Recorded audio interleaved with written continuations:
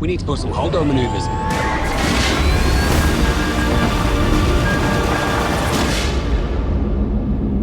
Welcome to the Trek Wars podcast, the one podcast, the only podcast that dares to answer the question, which is better, Star Trek or Star Wars, by going through the entirety of both franchises in chronological release order.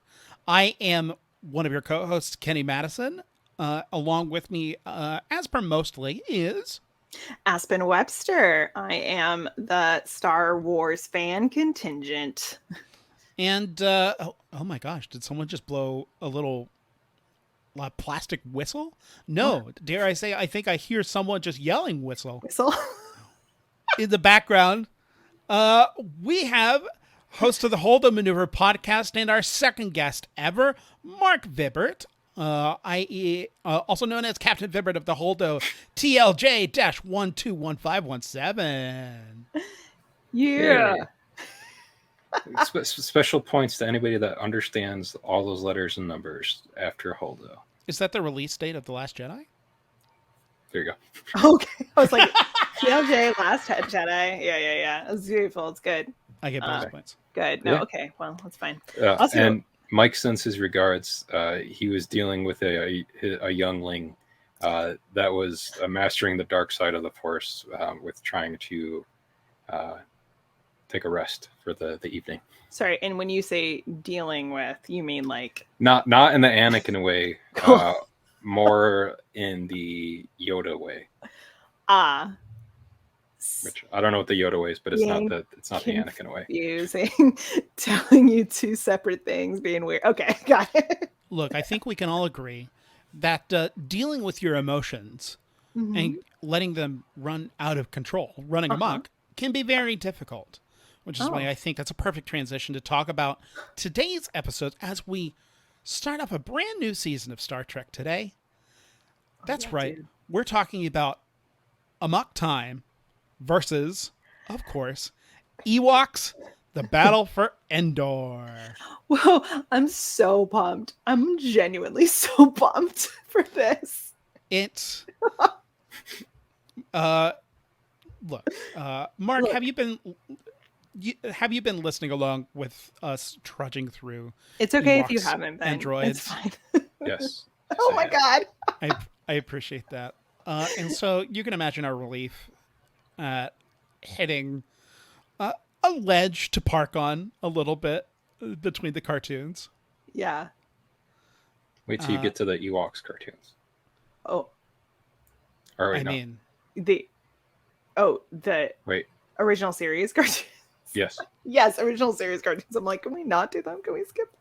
But I guess we have to. If we did Ewoks, we have to do original series cartoons. Well, we'll get into it whenever we get around to it. But at least the animated series cartoon, the Star Trek the Animated Series, is kind of like Star Trek.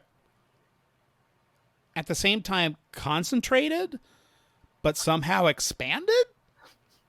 Okay. Like it's simultaneously much shorter and also longer, but also almost exactly the same people are all involved, except for Roddenberry. We'll get Aspen. We'll get into it. It's like the Supernatural anime. I never watched that, but I'm a huge Supernatural fan. What? Like massive. And there was an anime. Yeah. Quick with that is that Jared Padalecki did the voice of Sam for all the episodes, but Jensen Ackles only did the voice of Dean for like the first and last episode. So it's someone else entirely. Yeah. Which I'm like, if Jared had time to do it, wouldn't that mean that Jensen did too? Because when they did that anime, they would have both been working on the same TV show at that time and would have had the same amount of free time. Yeah, right. Maybe Jensen was too busy starting breweries here in Austin, Texas, and donating to great nonprofits. Jensen Ackles, real mensch. Two things. Yeah. Two things. One, how long was this Supernatural anime? Just like a season? It was like one season, but it was like if you made, I think it was like if you did the first two seasons as, like if you did the first two seasons of the live action show as one season of an anime show. It sounds far more palatable for me. And two, is this anything like the Bill and Ted animated show where Keanu Reeves and Alex Winter did the voices of Bill and Ted for the first season, and then they got other people later? Because that's weird that Keanu Reeves and Alex Winter, to be fair. Not to completely like off track this podcast, but you know what really sucks is if you're Ernie Hudson and you try out to do the voice of Winston Zedmore in the Real Ghostbusters animated series, and you don't get the part, but Arsenio Hall does. Oh. And you're like, but I played the character in the live action movie, so shouldn't I also? I'm the guy. Just like maybe that's what happened to Jensen Ackles. He did a bad job on the anime, and they're like, get out. Yeah, they're like, go do Batman Under the Red Hood. Right. That was he's busy doing Batman. Jensen Ackles, Batman.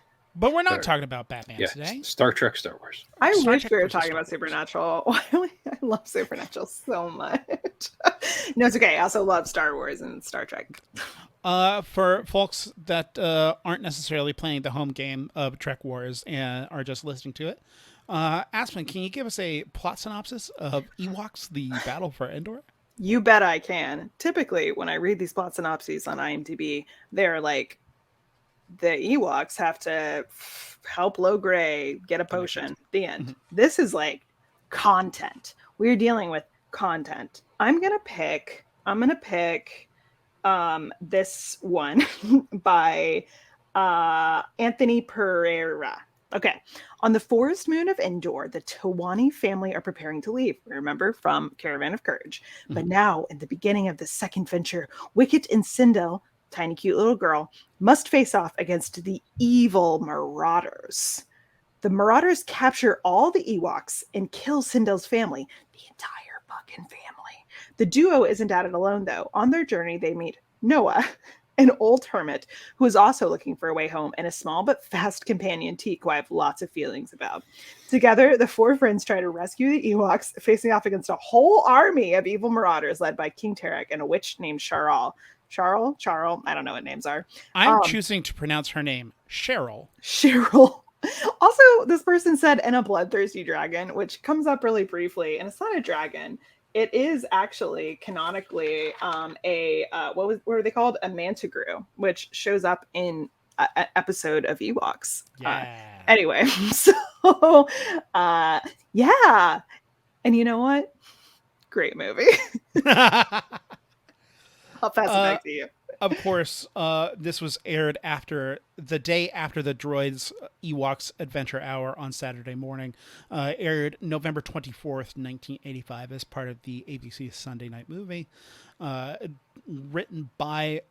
Story by George Lucas, written by Ken and Jim Wheat, and directed by Ken and Jim Wheat, who you might be most familiar as the writers of Pitch Black. Pitch Black, can I tell you real quick? So, No. So Wilford Brimley is Noah in this film, which I was like, is that Wilford Brimley? So he apparently he hated Jim Wheat and Ken Wheat. So his scenes were actually directed by the production designer.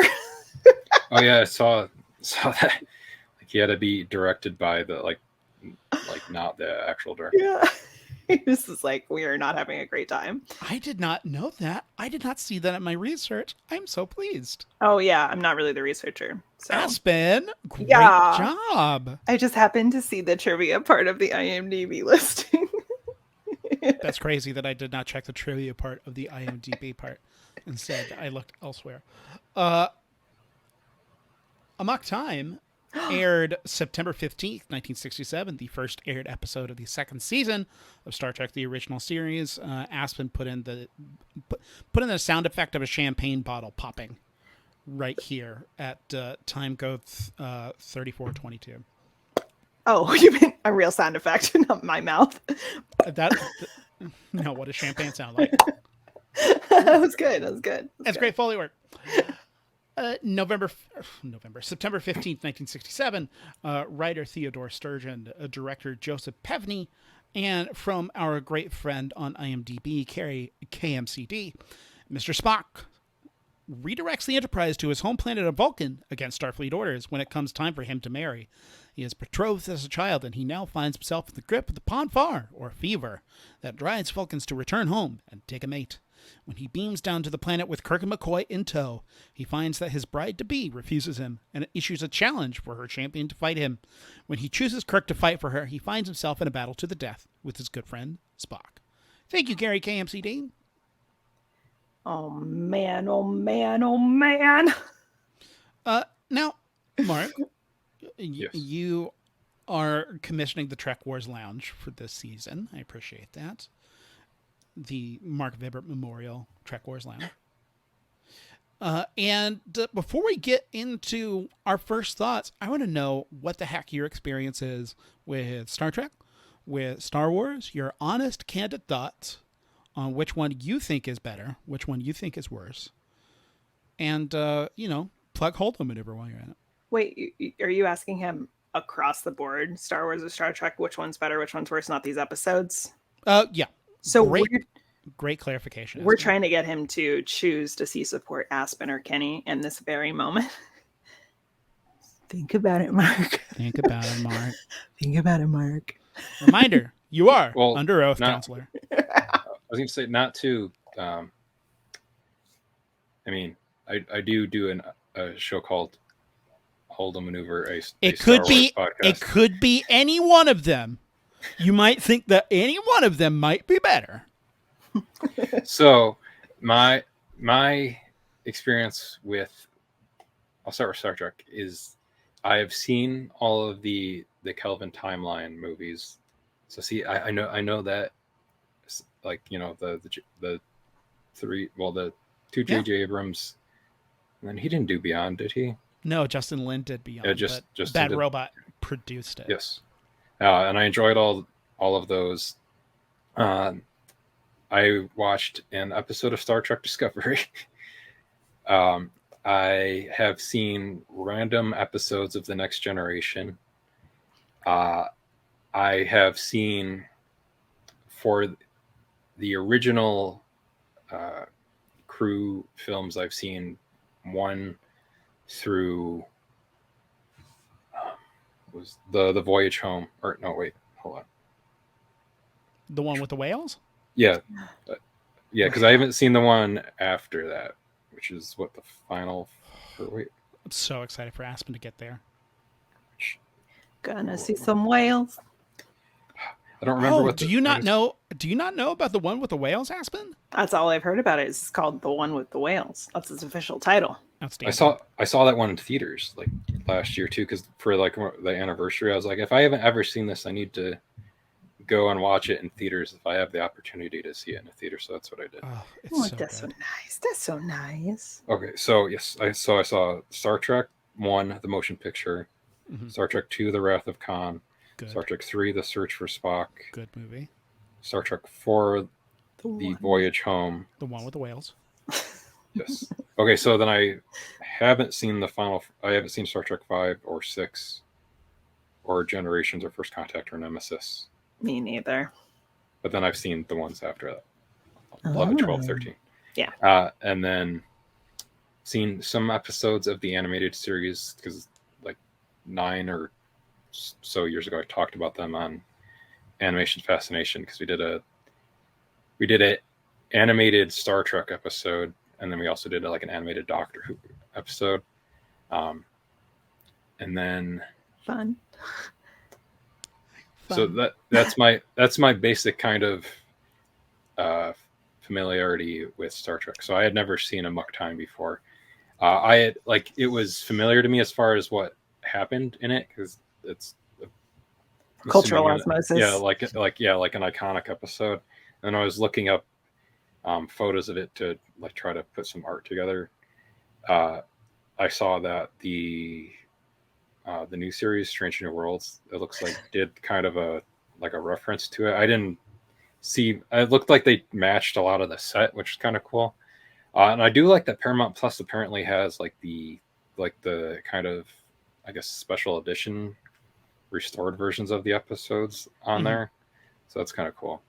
And then as far as Star Wars, yes, I do the Holdo Maneuver podcast with my co-host Mike, and then we done 48 episodes of that, and I saw Star Wars. I think I saw Return of the Jedi first. I was on those like the non-special edition VHS that had like like the side faces on the VHS. It was like a Stormtrooper, Vader, and Yoda. I watched those with my cousins, and then we would watch the marathons that TNT would have on them. And then I got to see Empire Strikes Back, the special edition, in theaters in 1997 when they did that. I still have the popcorn bucket from that somewhere. Cool. That's got like that. Well, I really peaked those levels right there. Because I save all that kind of stuff. I even have like this quilt that, if people are watching a video version of this, can see behind me, is all made out of t-shirts that were too big for me after I lost weight. So I had a t-shirt quilt made out of them because I didn't want to get rid of them. So much, nice. But yes, I like Star Wars a lot. I probably would like Star Trek just as much too if I just haven't seen as much of it as I have I've pretty much seen all of anything Star Wars ever released. Whereas I've seen scatterings of Star Trek. So I feel like if I see more of Star Trek, I'll probably Mark, you don't have to appease Kenny. You don't have to. What I'm saying is that I don't like confrontations, and I don't want to choose one way or the other. Because one of the things, I mean, we are so much more interested in finding out how the art resonates with us and our values. So if Mark comes on as just like, let's take a flamethrower to both of these things, I'm all for it because it's an outside perspective. And considering that I'm growing up with Star Trek with a completely unobjective lens where I'm just going to love it no matter what, it's just really refreshing to be able to show someone a classic episode of Star Trek who has very little to no attachment to it and see what the read of this is as an isolated piece of art. What we're saying is we hope you hate them both. Yeah, that's true. That would bring us so much joy. That would make me so happy. We would love for you to be in conflict with us. Yes. Wait, yeah. What were we talking about? I was not taking a stance one way or the other about Star Trek and Star Wars. And we want you to be in conflict with us because we want to hear if you hated these episodes or not. We would love it. And if you hated this movie or hated this episode, because we like to hear different thoughts. Yeah. I definitely have thoughts. Yes. I mean, let's get into our first impressions, and I have a sneaky suspicion that we'll probably want to end on Mark. I don't know. What it is. Most of the notes that Mike sent me from his viewing are for Battle of Endor, by the way. Interesting. Yeah, it doesn't seem like it doesn't seem to. Or he's got a few Star Trek notes, but not a lot. He's got more Battle of Endor notes. Fascinating. Yeah. Speaking of Spock, Aspen, do you remember watching this Amok Time before, and have you watched Battle for Endor before? I have watched Amok Time perhaps once. Perhaps once. My guess is once. Mm-hmm. Again, it would have been over 10 years ago because I was familiar with it in a way that I was like, I must have seen this episode. But I didn't remember exactly what happened. So I think I've seen it, but it's still sort of fresh. I've never seen Battle for Endor. Had no idea what to expect. Thought that kid would be in it the whole time. Was not. So that's where I land with this. Yeah. What is he? Well, also, I didn't even realize, what's his name? Mace? Is that his name? Yeah. Okay. Mace. I don't remember. Mace. He also, that doesn't look like Mace. That looks like some other dude. I thought there was going to be some other man. Not He also Wilford doesn't even Brimley. wear that in the movie. Okay. For folks that are listening to the audio version, can you please describe what we are all talking about, because Aspen and Mark both sent me the same message, which is, why is Mace on the poster? Not Mace Windu, mind you, but Mace, are ostensibly one of our co-protagonists from the Ewok Adventure, also known as Caravan of Courage, an Ewok Adventure. Which, quick aside, the name Mace actually dates back to the earliest incarnation of Star Wars, a 13-page treatment written by George Lucas in 1973 called Journal of the Whills Part 1. So that's where Mace was used for the first time. Then in these two Ewok movies, and then finally some little-known actor named Samuel Jackson, I believe, played a character, Mace Windu.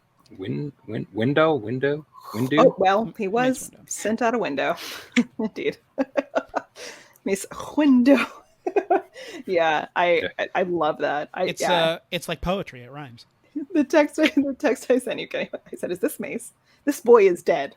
Like, which, like, to be fair, reference is not like poetry. It rhymes. It's like poetry. It rhymes. Yeah, and my kind of just like first impressions, just going to go off of it. Loved them both. Loved them. Fantastic. Different experiences. Love was enchanted. Best Star Wars that you've ever seen. Best Period. Star Wars I've ever seen. Just blew me away. No, not the best Star Wars, because Mark's face is like, I need to leave. No, I was sometimes I'm more surprised than anything, and the surprise makes the experience even better, because I was like, I've been watching some fucking Ewoks for months now, and I'm just like, blah, blah, blah. And then I was like, wow. And we found our way, to be fair, into enjoying some aspects of both Ewoks and droids. We do. I just didn't expect. Caravan of Courage was fine. This movie was an actual, like, film. And so. It certainly a lot more, it starts off much stronger than Caravan of Courage. It starts off horrifically. Like, true horror. Like, the bad guy, the villain of it, just like through the smoke of the burning Ewok village, he stands there like some kind of horror orc. It was great. Loved it. A horror orc. So I believe you're talking about Lord Tirak, played by Cal Striken, who plays Mr. Hom on Star Trek: The Next Generation. Oh, he's also Lurch. And no one remembers him for that. Everyone remembers him as Mr. Hom from Star Trek: Next Generation. All right. Well, you know who also was there? Not to just get into this immediately, but also it was, I'm not going to say her name right, maybe Sean Phillips. She's Welsh. She was literally in I, Claudius, and she was one of the Bene Gesserits in the original Dune. Like, she is bad bitch, and she gets to play another bad bitch witch. I love it when there are witches and Ewoks. So you're talking about Cheryl the Witch. Yes, Cheryl the Witch. But yeah, she's like great actress, like fantastic. Oh, I had no idea. It's like Wilford Brimley, this one in here. I'm just like, what is this? Wilford Brimley getting to be first billed. I wonder how many Wilford Brimley joints have Wilford Brimley billed first. Mark, you work in the industry. The diabetes commercial? Cocoon? Cocoon? Maybe. Cocoon! Cocoon. That's it. Which, speaking of Ron Howard, speaking of Cheryl, I was getting hardcore Willow vibes, which didn't come out for another 3 years after this. And which I'm wondering, like, how much of like pre-production of that possibly influenced this, seeing as how George Lucas produced both, and because I don't remember what the name of the main villain is in the original Willow movie, but like it felt like almost like that, like it was like if Cheryl left Endor and went and hung out with Warwick Davis on a different plane of existence, then yes, it's the multiverse. Yeah, that's what I was thinking in this. Like even like the transfiguration from like into the Raven or Crow, or I guess whatever it would be called in a galaxy far, far away. Just looks like a raven or a crow. Willow and his allies are pursued by Queen Bavmorda's daughter Sorsha and the evil commander of Queen Bavmorda's army, General Keel, whom are searching for Elora and bring her back to Queen Bavmorda's castle, where Queen Bavmorda bids to kill Elora in a ritual and prevent the prophecy of her downfall. Yeah, I mean, I haven't seen Willow, and I appreciate that perspective because, as we established in the previous episode where we were covering Caravan of Courage, George Lucas was trying to make this stuff for his daughter, so his daughter could watch this stuff. Isn't the backstory to this and the reason why he kills off the entire family is because she was a fan of the movie Heidi, and he basically wanted to make Heidi or make Sindel an orphan like Heidi that was living with an older man in a hut in the woods. Yes, Mark. That's he made Star Wars Heidi. Yes. Star Wars Heidi. I gotta tell you, the literal murder of her entire family, horrific. Well, her dad had a detention that he had to go run. Who shows up so briefly, gets his paycheck, and pieces out. Yeah. You love to see he had to go hang out with, the Breakfast Club. It was very funny. It was like, why? What is he doing? And I was like, oh, he's Boromiring it. He's like, you run, I'll hold them off and die. So Indeed. First I was like, what are we doing? I'm getting paid a little bit more than your brother and way more than your mom because Miss Hawking had to go protect the island, and your brother just had to pass on his name to Sam Jackson and be on the poster, but not in the movie. Oh my God. Right. It's just absolutely wild. Oh, real quick, just to that point too. Love it. I can already see you being like, listen, I did the research. I am here for this. I do think I haven't seen Willow, but it gives me Dark Crystal vibes too, which was 82. Makes sense. Like Frank Oz kind of, but especially in some like creature design, like that Teak dude, hated him at first, weirdly loved him by the end, felt unwell, and then was like, oh no, I love you now, can't figure it out. So weird.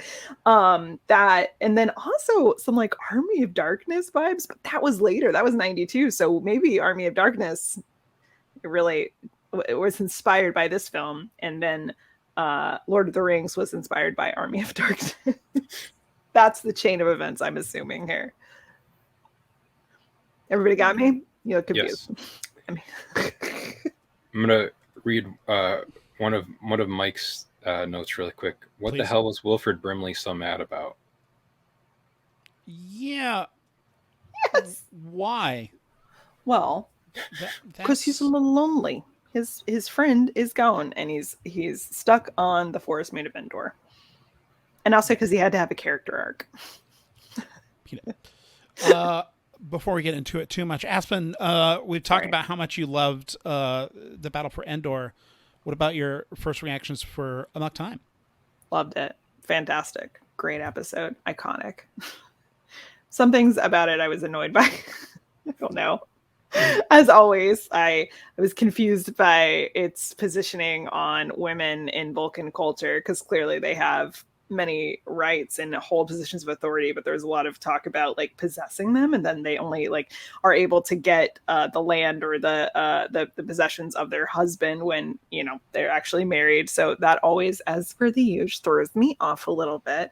But in terms of it being an episode where we have Chekhov for the first time, we have true best friends. We have 3 best friends in the world. They love each other. There's so much best friend, and like the coolest set ever and an interesting concept. Loved it. That's how I feel. Outstanding. I like both of these things. Mark. Oh, Kenny, he's going to get us at the end. He's going to be like, I rank this one a 2 out of 10. No, I got no contrary takes. I've got no spite rankings here because I have a sneaky suspicion that all of my opinions will just kind of spill out in the general discussion point. Sure. And I am most excited to hear what Mark and your co-host Mike, what your opinions of Ewoks: The Battle for Endor and Amok Time are. Starting with Amok Time, and I have a sneaky suspicion we'll probably want to end on Battle for Endor.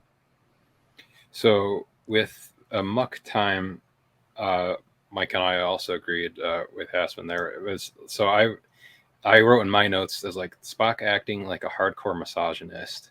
Spock has some pen of aggression, and dude needs to. I wrote dude needs to get laid. And then Mike wrote, "Can we talk about misogyny in Star Trek?" Okay, it was the '60s, sure, but man, so like watching, I was like, what the hell, Spock? Like it's like throwing food like across the hall, staining walls and stuff, making ladies cry. Did you know going in that he was going through the Vulcan rite of Ponfar? I did not. So were you and Mike just being like, dude needs to get laid before the revelation that Spock was indeed functioning like a salmon? Well, I knew partially what the episode was about just because I saw the premise on Paramount Plus, but it didn't like lay out all the specifics. So I was like, oh, okay, so it's something having to do with mating. So that's why I had that thought. Several days later. We're picking up, Mark, you were talking about misogyny in Star Trek, and Mike's also his thoughts on misogyny in Star Trek. Here, Mike, we can do this thing where I start reading your thoughts, and then you pick it up at mid-word from what I'm reading. Mid-word. Let me just pull up the same text message. That way I have that word for word. Yeah. It'll be like a cool cinematic, like voiceover segue thing. Oh, yeah. It won't be none of that. It's as if, like, he wrote you a letter while at war, and you're reading it, and then it fades to his voice. Or it's like one of those movies where, like, oh, these people are speaking German, but we don't want to do subtitles for the whole movie. So we're going to do this thing where we have them speak German for, like, the first few sentences, and then it slightly segues into English. Yes. Like how you understood Groot at the end of the last. Yeah. Because now we're all family. Or if anyone's seen the Tom Cruise movie Valkyrie, or the beginning of Dial of Destiny. Or just Avatar Way of Water, where he's like, yeah, I understand the language now, and then they just never speak Navi again. All of these cinematic references and more. All right. So you got your text up, Mike? I'm ready to go. Right, I'm so excited. You're number 5. I can see it on my screen. Okay. How does my sound? It sounds. How does my sound? Sounds better now. Yeah. Good. Great. Sketchy. Okay. But that's just you. But not really. So anyways, misogyny. Can we talk about misogyny in Star Trek?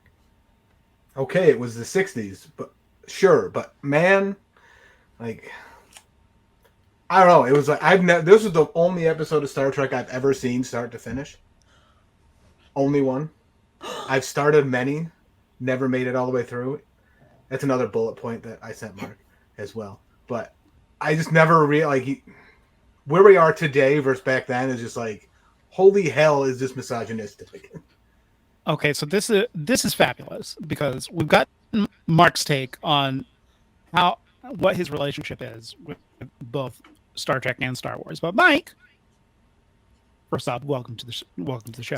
Right, we should actually say hi. What's up? Oh, hi, hey, what's going on? We are picking back up several days later due to a technical snafu, and luckily our best friend Mike has been able to join us. Like we were saying, I'm sorry, what was that, Mark? So I said misogyny, Mike. Misogyny. Well, actually, Kenny was either going to reprimand me for never seeing Star Trek or never. It's an incredibly daunting on a parallel. No, because we talked about what Mark's experience is with watching Star Trek and Star Wars. Mark was kind of vague about what his preference was. It's just kind of pretty vague of if he likes Star Wars or not. Mike, you have not seen Star Trek, period, and I assume that every time I've tried, I failed. What is the barrier for entry? Is it just inaccessible? I always just found it like it was boring to me. Star Trek. Excellent. That's exactly what I want to hear. I was just like, anytime I tried, I was like, it's just maybe it's because I saw Star Wars first. I don't know. But I just was always just bored by it and just walked away from it. Even when the what's his face new movies came out when I was working at Regal. Oh, I'm forgetting. The Abrams, J.J. Abrams? J.J. Yes. Abrams ones. I just didn't care to watch it. Like I had to walk in there and check things, and I was just like, I'm not interested in this, and just kind of. You're like, I won't. I will not. I refuse. I'm like, how many people are in this? Counting people.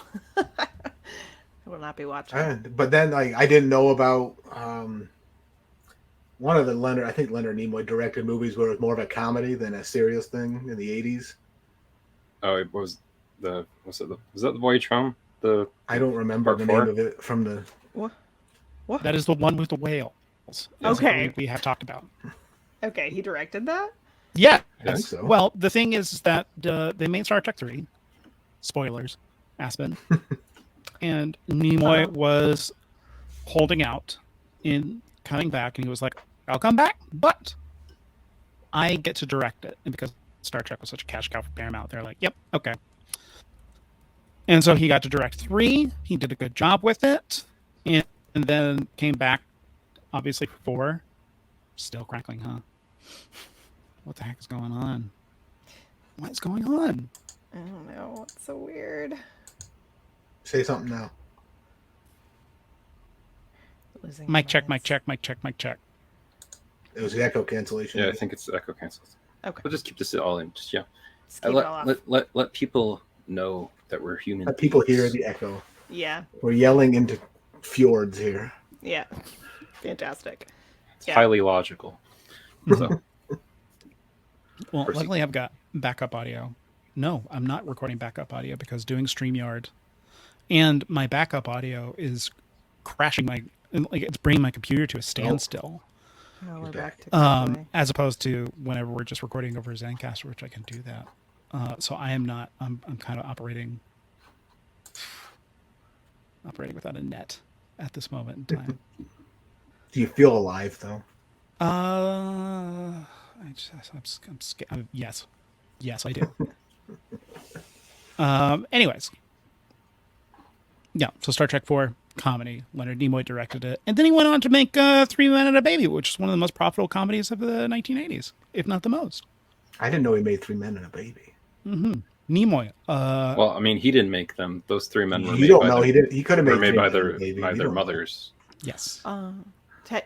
Sorry, are we talking about the Ted Danson film, 3 Men and a Baby? Steve Guttenberg, Yes. Oh my god. I cannot. With the National cardboard Treasure, cut Steve out with the Guttenberg, ghost in it, supposedly. I Tom cannot Selleck. believe- Oh, Tom Selleck. I cannot believe. He could have been Guttenberg. Indiana Jones. He could have. Could have. Yikes. It's true. I think I had a dream about that last night. Was weird. there a rabbit? Were you spanking Tom Selleck in that dream? Were you in my brain? Yeah, I was. Are you Aspen- Mike's dad? What? Aspen, because you are the Star Wars contingent of the Trek Wars podcast, Yes. can you speak to Mike's barrier of entry for Star Trek? Ooh, interesting. It's funny. I was just thinking about this. I do think that Star Trek is by nature more science fiction oriented, and I'm going to go off on a tangent here. And Star Wars is more like action, fantasy, adventure, even though it's in space. And I was thinking about this in terms of books, how I am like sort of trying to get through a beloved book right now that's more hard sci-fi, and I'm having a hard time. And all I can think is all I want to read is fantasy. So maybe you have the same sort of thing. Maybe it's just like the vibe of it is just more appealing. Because I can understand if it's like original series, like a lot of people are like, oh, original series is a slog. But the other stuff, not so much of a slog, right? So. Well, the thing about Star Trek is, especially compared to Star Wars, it's a lot of people in rooms talking, especially Next Generation, which we haven't gotten to yet, Aspen.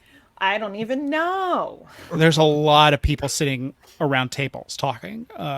Original series is a lot more action-packed in comparison. Ooh. But also it's got the storytelling notions of the 1960s, so things are just slower. Yeah. Right. Yeah, like older film has like it takes longer to get to things, older TV. Yeah. So. No, I would never shame someone into not being able to get into Star Trek. If anything, I'm just like, tell me, is Star Trek good? And I would never shame you because I want you to be on my side. So No, I don't. I will say this: the episode we watched for this, I have seen referenced more in every other thing than just about any other. And I was like, are you kidding me? This is where it all came from. Yeah. Yeah. Like Futurama specifically, I think it references it 2 or 3 times. Which Oh, is yeah. a very cool experience. I think Austin Powers references it. One of them, because I think there's like a fight with like. I just kept thinking American Gladiators too during that, because there's like the whole American Gladiators thing in the '90s where like they had basically like, they relaunched American Gladiators in the early 2000s. I'm talking about '90s American Gladiators where they had the double-sided padded thing. I don't even know what they the had hell that it's called. in the relaunch too. It's a Q-tip. Just call it a Q-tip. Yeah, the Q-tip. It's known as the Lirpa In American Gladiator or? in Amok Time. Oh, cute. Okay. I have been told Strange New Worlds is a good jumping on point for people that have not ever watched Star Trek at all, because it is essentially the original series, but We're obsessed with Strange. made contemporary. Made contemporary. Oh, yeah. And when I was making art for some of the stuff for this, Makes I sense. saw that they did a reference, or there's some kind of continuation or connection to Amok Time. Oh yeah, yes. There is an episode. So. When it was funny because I guess I had mentioned that I probably seen this episode, but like years and years ago, I did not clock it when I watched the Stranger Worlds episode. Like that, it's even like the same betrothed. It's the whole same thing. I don't even know. And yet, I still with Stranger Worlds was like, this is great. I get it. Oh, whoa. Which is the point. Yeah. That's the point. And that's why that show works, because each episode, I mean, the entire show works without knowledge of Star Trek, which I think maybe to also speak to Mike's point about Star Trek seeming impenetrable and boring. There's so much Star Trek, right? And I think it's the same thing for people with Doctor Who now too. Oh yeah. Since it's been around for 60 years, even now, if you do New Who from 2005 to now, that's still So much. a lot. it's so much. It is. Okay, well, Mike, back to your thought, Yeah. And also the shared Mark thought. So you did it because I also expressed a similar thing where I was like, I'm having trouble in the way like that we are talking about the ownership of women. I have been watching Star Trek and have been like, okay, this is a reality of the circumstances, but then sometimes there will be like an episode where it's as if women are actually capable. It's, like it's more than just as an accessory. And so I think like for example, the City on the Edge of Forever is like a great example, I think, of like when a woman who's a character is like truly seen and respected.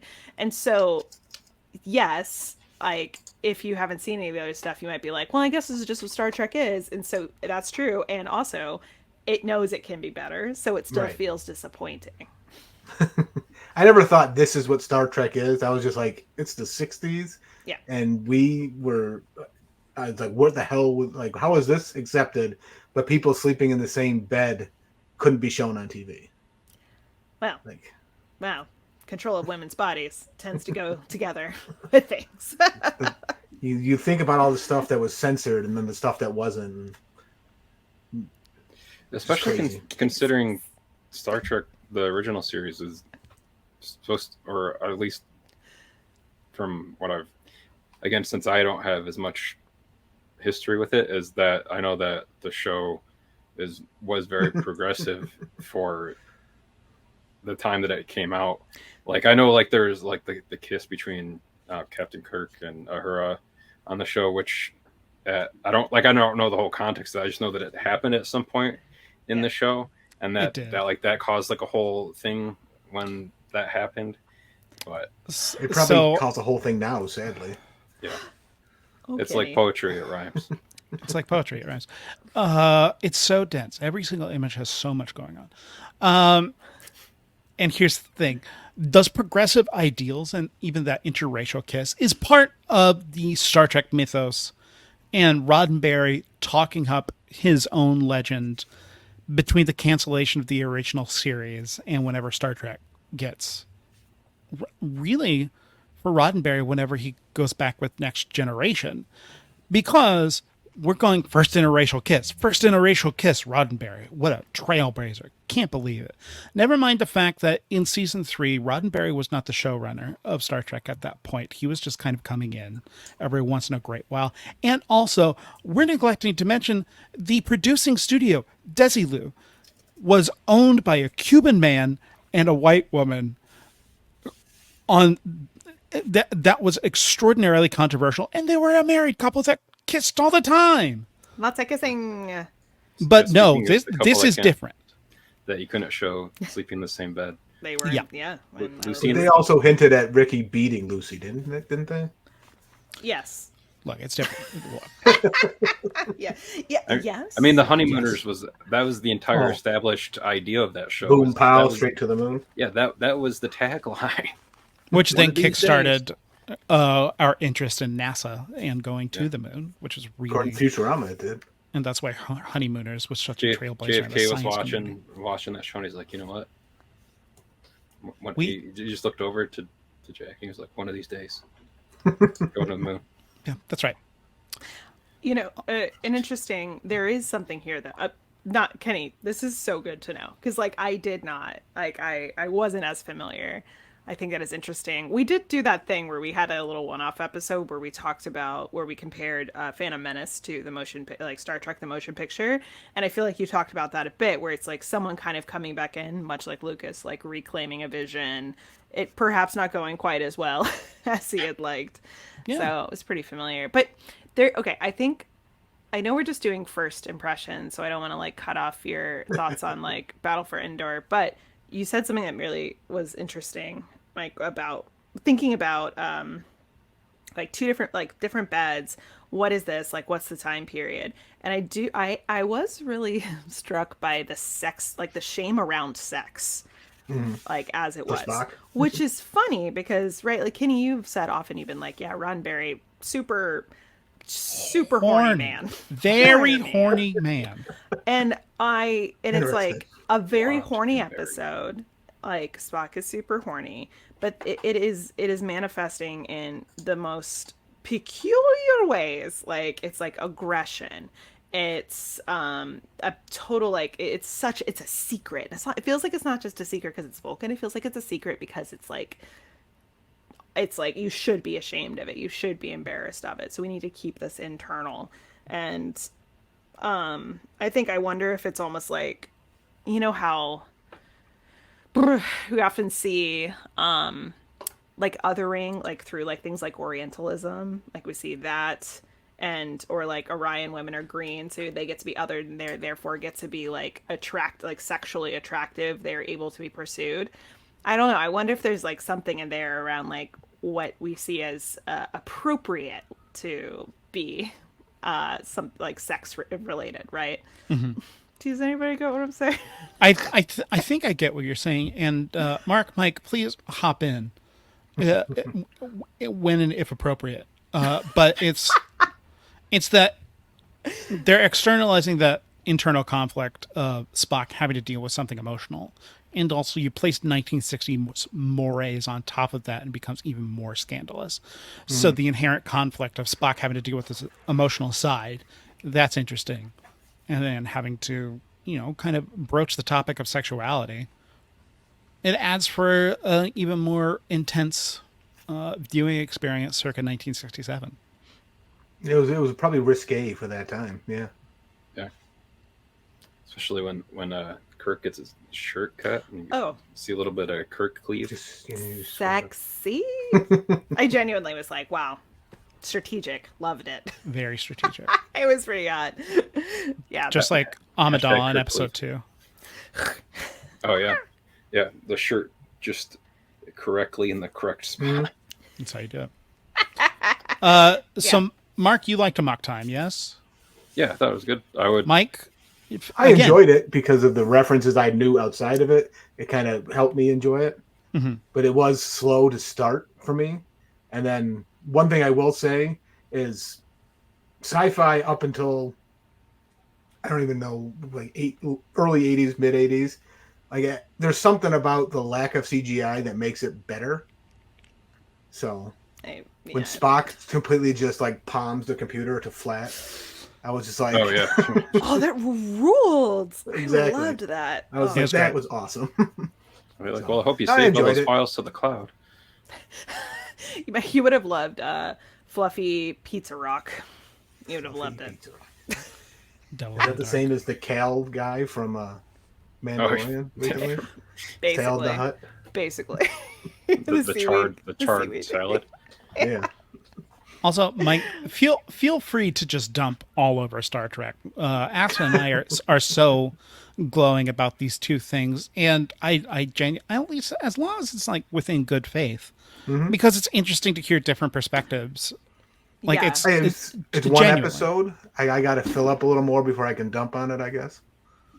Okay, that's fine. That's Okay. fine if you don't want to talk Mike, about your that's feelings. fine. That's fine. That's fine. Just go ahead and That's shut fine. off I yourself. don't have. Wow. You're being a I'm real Spock in Spock this right now. situation. I'm embarrassed of my feelings. Right. You know We what's going to shouldn't be happen. filming it because of the time frame. You know what's going to happen.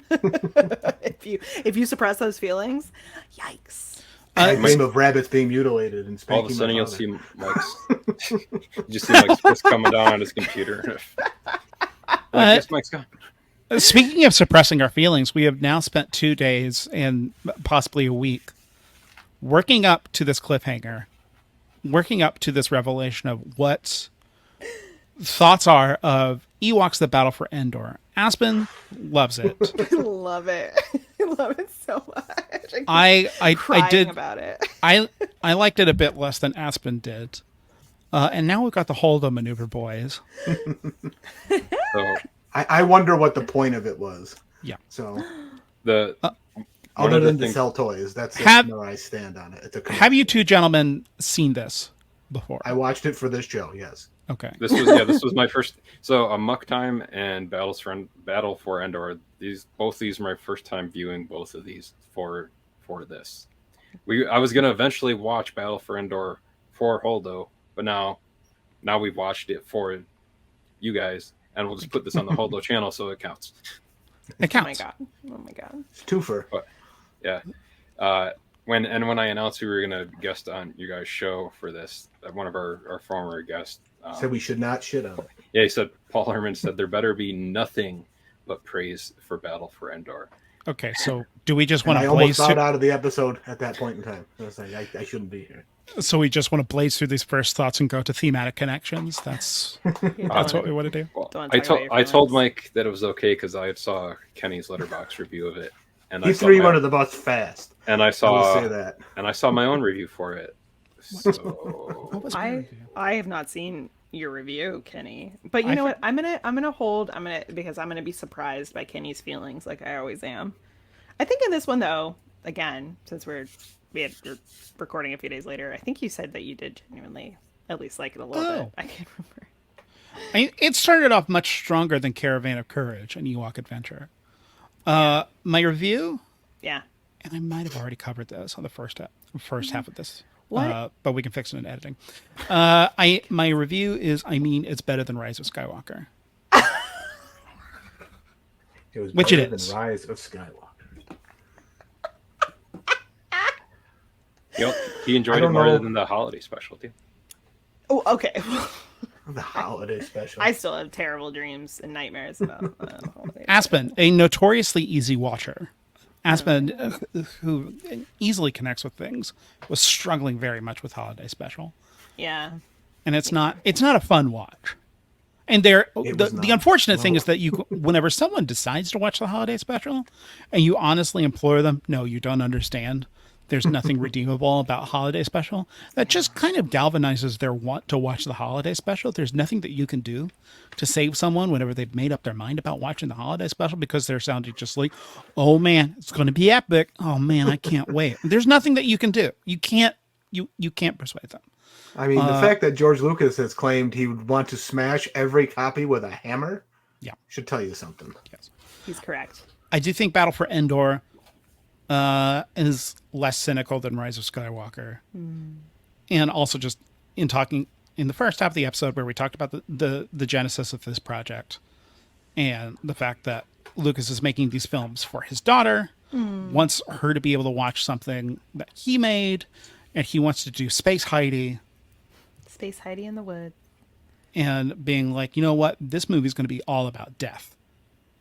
Wait, and you know what? I would say the battle was the friends we made along the way. Get out. I won't. There was a I thought point. the battle for Endor happened in Return of the Jedi, but that's just me. This is the first one. This really wasn't a battle for Endor so much as just like a small skirmish. There was literally, just real quick, there was a point in this where I can't remember which point in the movie it was because it's been a few days now, but like So I the literally beginning, middle, or the end. like somewhere at the end, I like looked up at the screen and I turned to my partner Joel and I went, "They're best friends," and started crying. And then they literally turned and Sindel went, "Wicket, you're my best friend." And I was like, You had the correct read on the movie just before they gave you it. I was like really feeling it. I was like, they love each other so much. It's so good to have friends.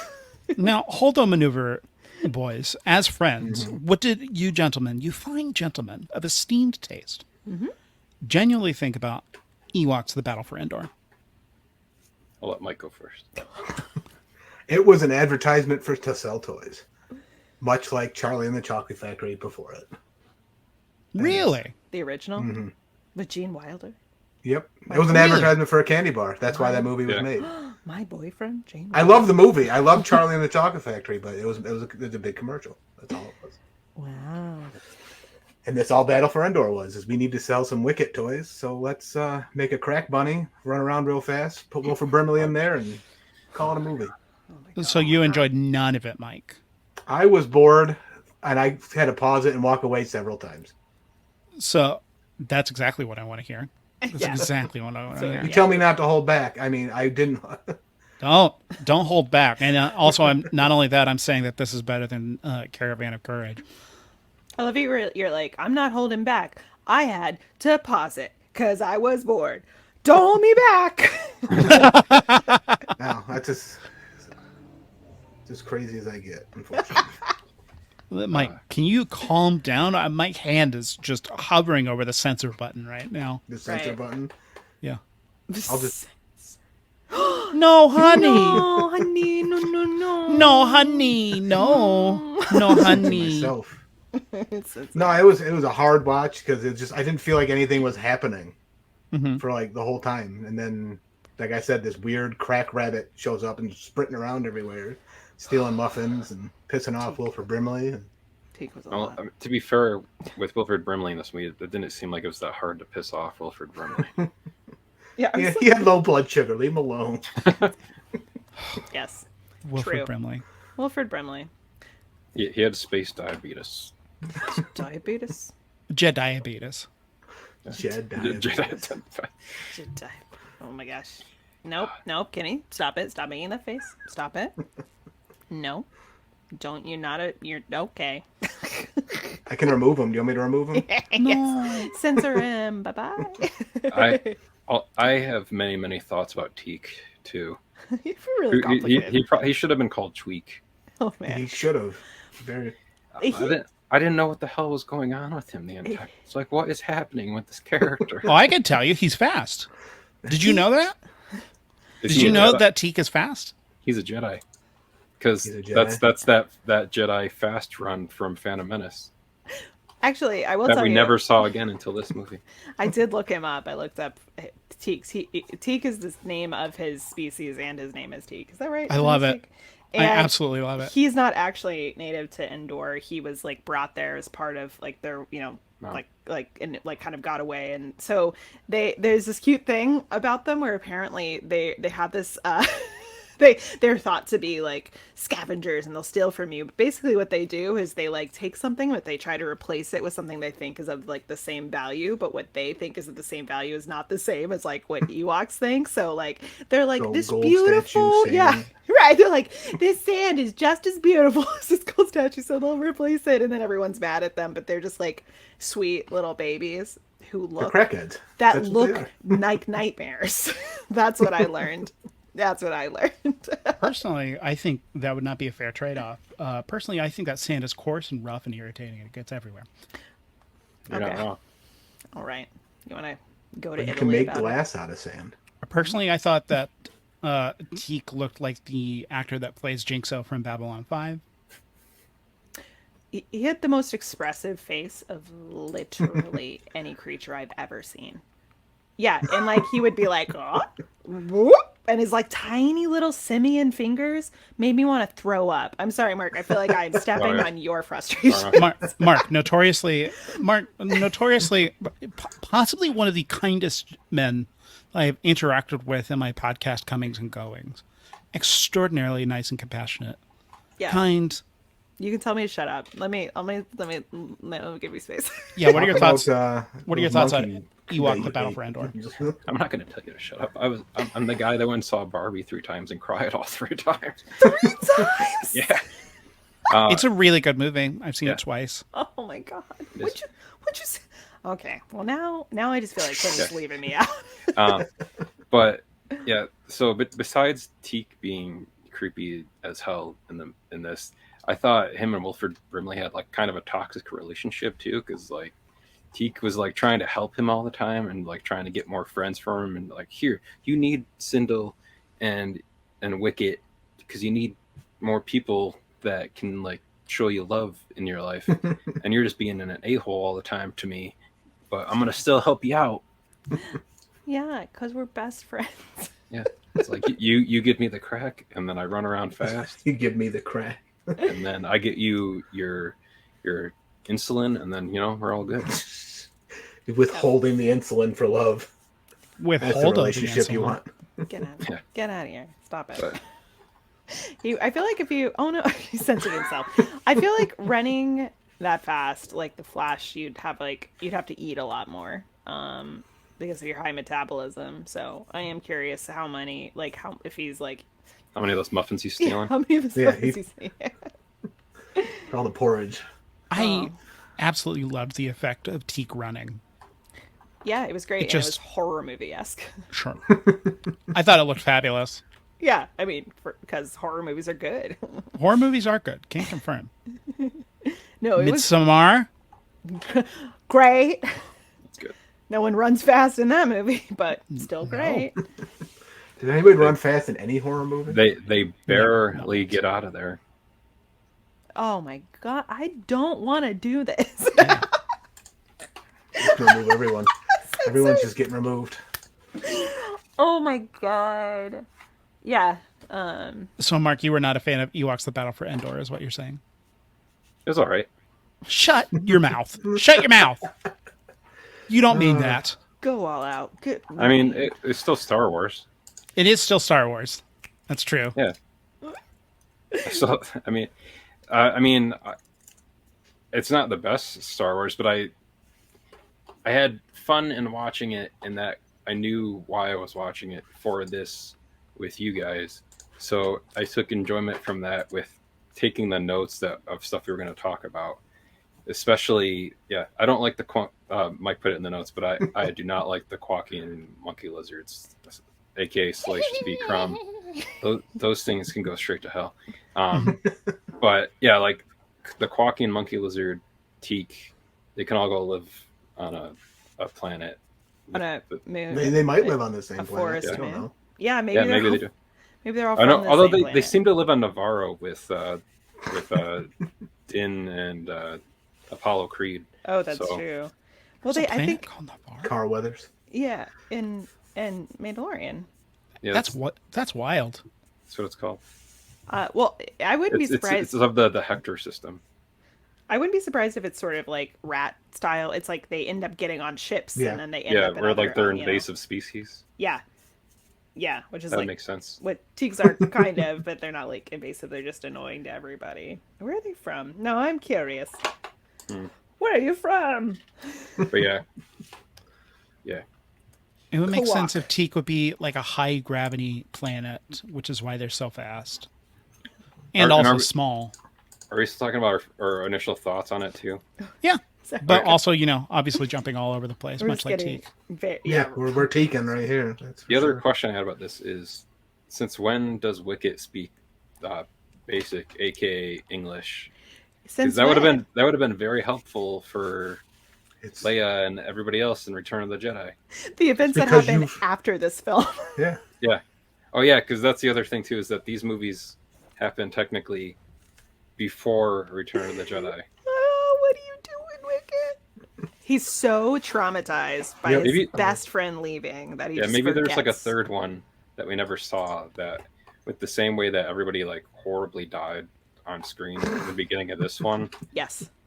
In the opening of the third one that never got filmed, Sindel just gets like slaughtered, and he's like, I will never speak basic again. Baby. Well, Sindel's from that planet, so she can understand him, so we can understand him, right? Sindel, okay, so Sindel and her family, because you probably wouldn't have seen Caravan of Courage. Yes. No. It literally starts like right after Caravan of Courage, which is her family crashed on Endor. Gotcha. This movie is the last Jedi to Caravan of Courage's Force Awakens. Right. So it's like in the last one, it was like there was a lot of her, like her brother, her and her brother basically, and like trying to get back to her parents. So, which is why it is pretty horrific that literally within 5 minutes, it's like her entire family is dead. Yeah, what was... Just go! Yeah. Go! I was like, what is he? Yeah, exactly. And that was Lucas being like, I don't want these... I want this movie to be about death.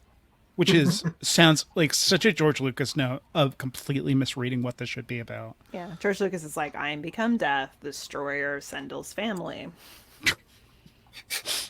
We kind of talked about it when you weren't here, Mike, but that's what also talked about this poster with, for anybody that's watching a visual version of this, with where Mace was like front and center on the poster for the movie wearing a costume he never wore in the movie.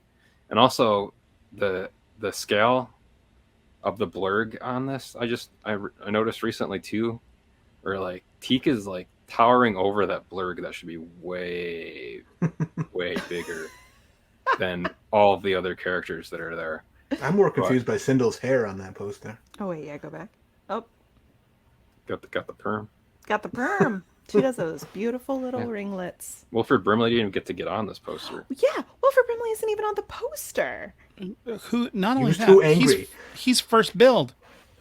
Well, he's not on that version of the poster because there is the other poster that doesn't have Always Ace another on it. poster. That does have Wilford Brimley, Yeah. which I don't know the stories behind this, like that one version of the art that has Ace on it. I mean, not Ace, Mace, whatever. Mace the Ace. This is what they call him before he die. Yeah. Next to Ace. I was telling Kenny and Aspen that their dad had to get to detention. Oh yeah. Yes. To detention. I'm pretty sure that they learned at least rudimentary language in Caravan of Courage to be able to talk. And then not only that, because Aspen and I have been watching the cartoon show where they speak English very easily. Well, but we can assume that they're speaking it in the same way that Mark was talking about like the beginning of Valkyrie, where they're speaking it becomes English. Ewok, the TV show, which is basically the Valkyrie of the Star Wars universe. I would say so. Yeah. Which makes the choice even weirder for the holiday special to not do something like that with the Wookiees, where you have like 5 to 7 to 8 to 10 minute sequences. Like 12 minutes. Yeah, where they're like talking to each other. You're like, yeah, I don't know what they're saying. I'm not Han. I'm not Lando. Yeah. I don't understand what they're saying to each other. Yeah. You don't have subtitles. No. Yes. The first That 12 movie was all minutes. about B. Arthur's musical number. Let's be honest. That's what The I movie does say. get some juice whenever B. Arthur shows up, which is a wild thing to say. And fun fact, the Millennium Falcon ride at Hollywood, or what was called Hollywood Studios at Disney World, is in the same spot where the Golden Girls set was. So, Stop it. I the love it. Arthur Sicily. ghost lives in the Millennium Falcon of Galaxy's Edge in Florida. Yeah, they buried Dorothy Zabornak beneath the Millennium Falcon. Yeah. Right. that's what they're saying. Estelle Getty is under Rise of the Resistance. Do we think that B. Arthur is like Force Ghost?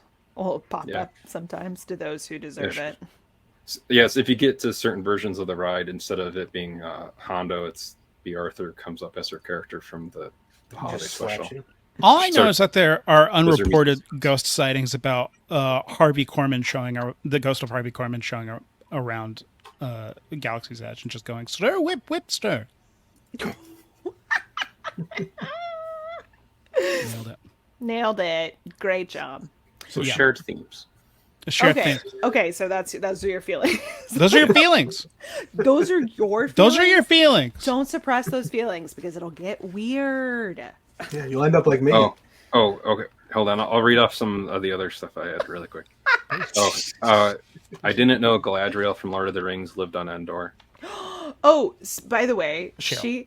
so that witch, once again, by the way, love a witch bitch. Love a witch bitch. Love a witch bitch doing witch bitch shit, which is to look like a beautiful queen and attract a small child and trick them. I live for that shit. So yes. What you do? Nice. Oh, I thought it sounded like Wicket said, "Oh damn," when fighting the dragon, which would have been funny if he did. Oh man, it sounds really weird whenever there are curse words in Star Wars, just because they're so few and far between. The old two people under a tunic hood trick, It was as also seen in the Kenobi series as well. Let's talk about how thrilling it is that their big plan to sneak into the castle is just walk in. That's right.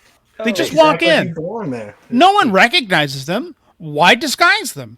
was great. Two kids and a man in a trench coat. It's so good. It's a great trope every I single time, remember. and I love it. One ticket to Oppenheimer, please. It was truly great physical comedy, honestly.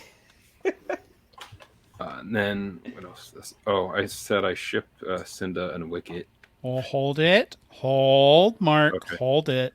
Hold. Hold the ship. Hold it. Mark. Oh Mark, yeah, it's hold because the Really? ship. it's because we have a game. We at have the a end. game. You have Okay. to hold that. You have to hold that. Forget what I just said. Really quick, I forgot 4 things that I had about Amok time. So what's We're going back. what's in all the berry and shellmouth, and why are they tight-lipped? It's a clan. Okay, But, you know, Star Trek does things. that seems like a euphemism. It definitely is a euphemism. With Spock looking at Vulcan porn on his computer. It's like, where did that come from? He was looking at the childhood picture of T'Pring. Well, that makes it even weirder. No, that's what he alt-tabbed over to when someone walked in. No, no. Sorry, science man here. Sorry, Incognito mode. Incognito mode. in Spocknito mode. There you go. Play the rim shot. Do it for me. Thank you. Your face is wet, Christine.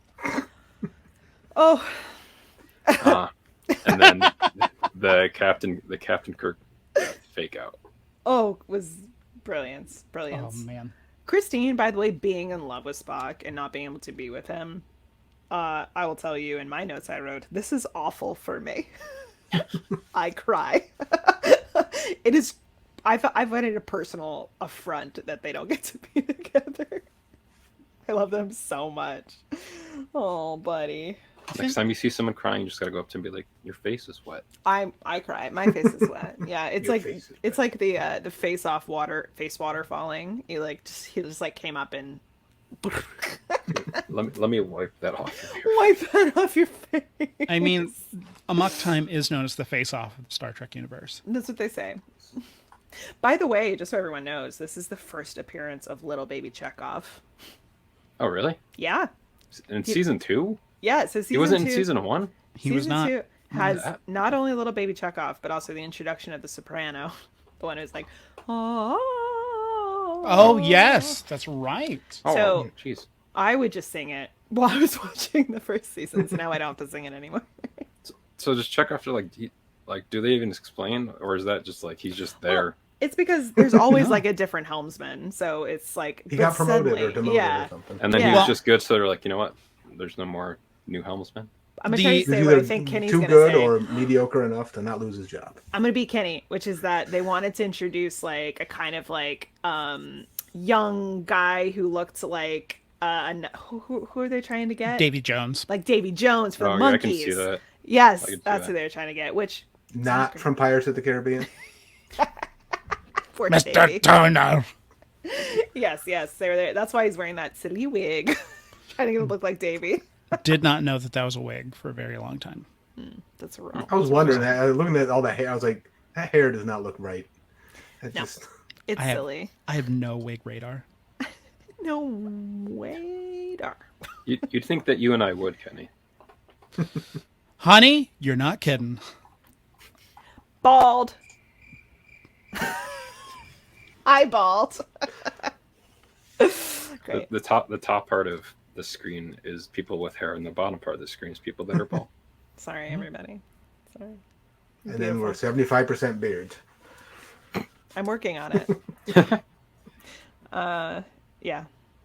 What you thinking about, Kenny? I see you looking. I see you thinking. I'm looking at my notes.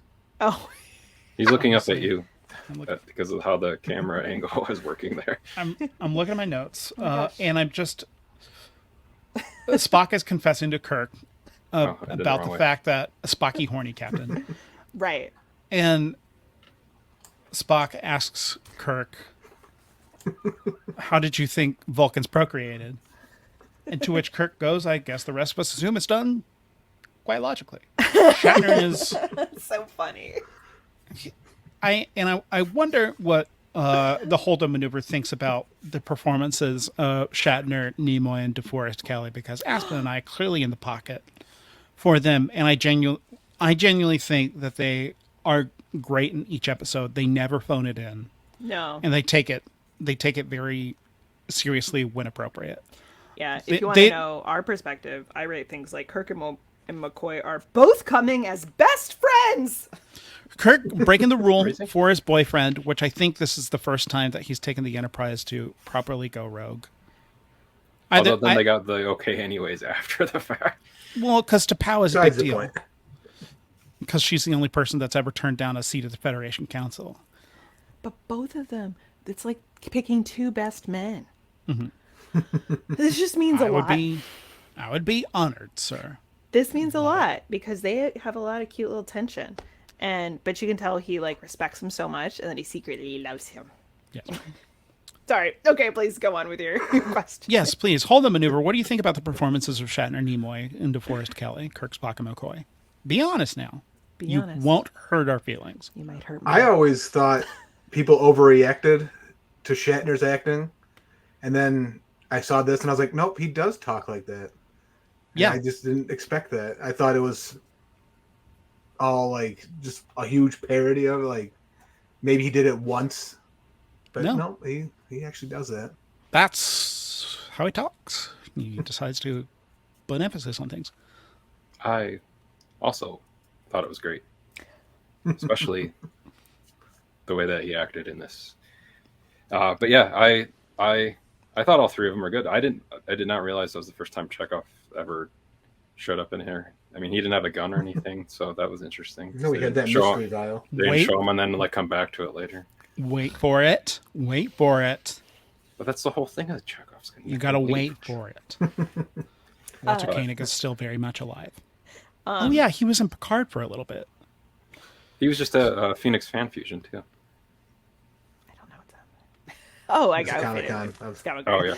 Yeah. He had more people at his table than Anson Mount did, which I felt bad for. What? I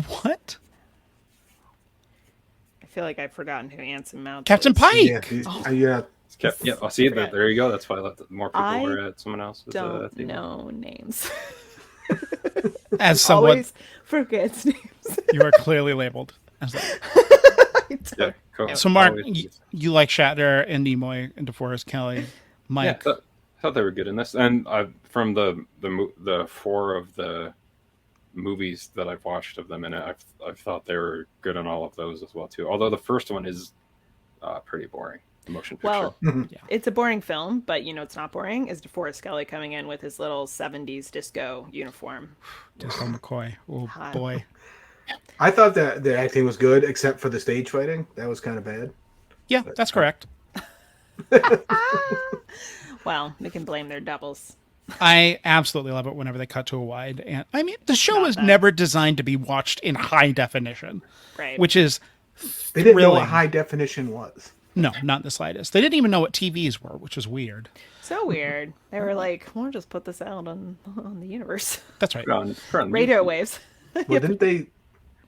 something with Star Trek being launched into space on something. I thought It was probably on one of those, like one of the like. The like they did all the Lucy show on a gold disc and launched it on a satellite. And I thought they did Star Trek as well. Aliens are going to be like, why do these people sleep in separate beds? Exactly. I don't understand. What's with that fake hair on that guy? They think we look like. I thought I thought Shatner was a real little stinker this episode. He was having a lot of fun. It was really fun watching Kirk and McCoy being like, whoa, what's going who's on? that? What's that over there? Like they're down on the planet and they're just like, he's like Kirk like is like standing in a certain way. Like he's just kind of like he'd be like leaning against a wall, like just here to hang. It's great. Is that the first time they're on Spock's planet too? Yes. At least. I think they even said that in the show. Yes. Because, I mean, Spock has been a huge mystery to this point, and now, obviously, we're seeing a major part. Not only this, but now we're seeing his family has land, and we know that his father and mother, we don't exactly know who they are yet, but they're big muckety mucks. If they can get T'Pau to come in. Yes. Do we at this point? We know that he's... Do we know that he's half, or that it's like still? Is it still a distant relative? I can't remember. Yes. Okay, we do. Got it. That was established pretty early on. That's right. I forgot. And I think that's right, because so often he's talked about that like struggle in himself. Which sorry, I one more thing. Unless other people have other things, I'm just curious. Not to keep talking about Amok time, but how dare you? What do we think about Leonard Nimoy being a Jewish man, like bringing, like, I know, like, he has said that he, like, brought that experience in as, like, especially someone who kind of rides the line, like, is never fully, like, Jewish enough, or, like, isn't, other things enough, like, to be sort of, like, on, like, to play this character, like, he's, like, an other in the middle of like two different cultures. So just like, I don't know. I'm just like, I feel like this is like one of the one, like it happens a lot, but in this one it feels so clear. You know what I mean? Sorry, you guys. This is no. I mean, that's a fabulous thing that I would also like to talk about, because this is the first time that we've seen Vulcan society. Mm-hmm. And it's, as we've talked about so much on Trek Wars, how alien cultures are depicted very much just as non-Western societies. Right. That's the Orientalism piece. Yeah. And I'm trying to put my finger on what exactly this is in terms of analogs. And it feels like there's a variety of cultures that they are pulling from to synthesize something new. And then you couple that with the fact, Aspen, to your point, the live long and prosper symbol being something that Nimoy stole from the rabbi presiding over the temple. Bonfire. So not only is that experience, because the reason that Nimoy is cast is because that he is, like, for lack of another term, he is alien looking. It's that thing that made actors be cast as Indians and other ethnicities all the time back then, because you don't look like, I don't know, Mike, handsome Mike. Oh, Mike, so handsome. He's got hair. You don't look like Anson Mount, so you get cast as someone. You get cast as Spock, and then not only that, but then Nimoy being like, let me put this part of my culture in, and synthesizing something new, which is, there's something to be said about taking the ownership of being literally cast as an other and contributing something to that storyline that means something to you. Mm-hmm. Thank you so much for that discussion. My Aryanness is suppressing me. Oh, jeez. Yeah, I would say your blonde fragility. Yeah. You're just Mike, Ken. You're just Ken, man. I do have to say that you're currently eating a white bread mayonnaise sandwich, Mike. That's we haven't. As long as it's gluten free, I probably am. So Oh boy, so basic, but we love a basic Aryan man. that's right. It's a I'll make that the title. A basic There you Aryan go. man. Mike is accidentally gluten free. I am accidentally. Go on. What does that mean? Say I was more. diagnosed with celiac disease. That's about it. Oh, okay. Okay, so deliberately. That's great. I was like, how? I mean, celiac disease is not great. no, it's not you know. great. That sounds very uncomfortable. It is what it is at this point. I- You get used to it. I did take accidental to mean that you just go through your life accidentally not eating gluten. Which would be remarkable. I just ate like a loaf of bread. So It was also, I mean, to speak about alien cultures again, in relation to celiac watched the- disease? Oh, in sorry. relation to celiac disease. But in Battle for Alien thing for Endor, sure. there's barely any Ewoks this time, as opposed to what Caravan of Budget. Courage was, Oh. which was reveling in the Ewok culture a little bit and then exploring the biomes of Endor as well. This one was kind of a straightforward adventure yarn. Jury yard. Yeah, I think you said that correctly with that amount of scoring. But everything seems a little bit more westernized. Aspen, they fight in a castle. The end set piece They do is a fight in the castle. They did. I was very excited about the new biome. That was the whole planet is one big castle. medieval castle. Yeah, I think that's why I said last time that like this felt like it was a few years before Willow came out, but it was like he had like the ideas for Willow kind of like floating around in his head. Yeah. He wanted to like test them out with Battle for Endor. He's like, so there's a castle on Endor. You're saying Wicket shaved to be in Willow? Yeah, just grew his hair out, shaved, learned some magic. He might have known the magic. We just don't Though know. he did eventually have a goatee later on in between the movie and the Disney Plus series that you can no longer watch on Disney Plus. Because George Lucas found him and broke him off. And then he went to Hogwarts. And there he even had a appearance change. He had the long white hair, and then he had like the black like combed over hair with the little pencil mustache. We're talking about Harry Potter. I get it. I was like, what's happening? Thank you. It was very funny. Warwick Davis did play. I was like, are these both Flitwick? It's fine. We don't have to get into it. Kenny, I think I can see where you're going with this, Kenny, which is this like an overlap of themes. Yeah, I guess so. I don't know. Maybe this is like getting a little at what you were talking about. I was very curious about, as a thematic connection, like the drive to like return home and like the drive to be with other people that are like you.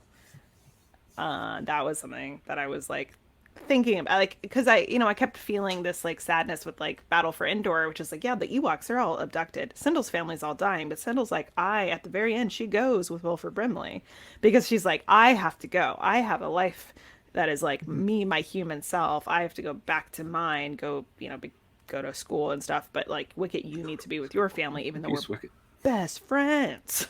I was just like, why can't you just stay? And like, yes. You're saying that Sindel pulled a poochie and had to return to her home planet. Pulled a pooch. Oh, that's awesome. She couldn't stay because she wasn't in Return of the Jedi. Right. You see, so what Kenny just did here was he made a reference to a Simpsons episode. Oh, no. I've never even seen Simpsons and I know what you're talking about. I cannot handle that. I don't think anyone has ever gone, oh no, into a Simpsons reference. It's the same planet that Cara Dune went to. Oh, man. No, she's still in Star Wars. She's just over there. Yeah. She's down the hallway that Mr. Turner and Minkus are in. Oh my gosh.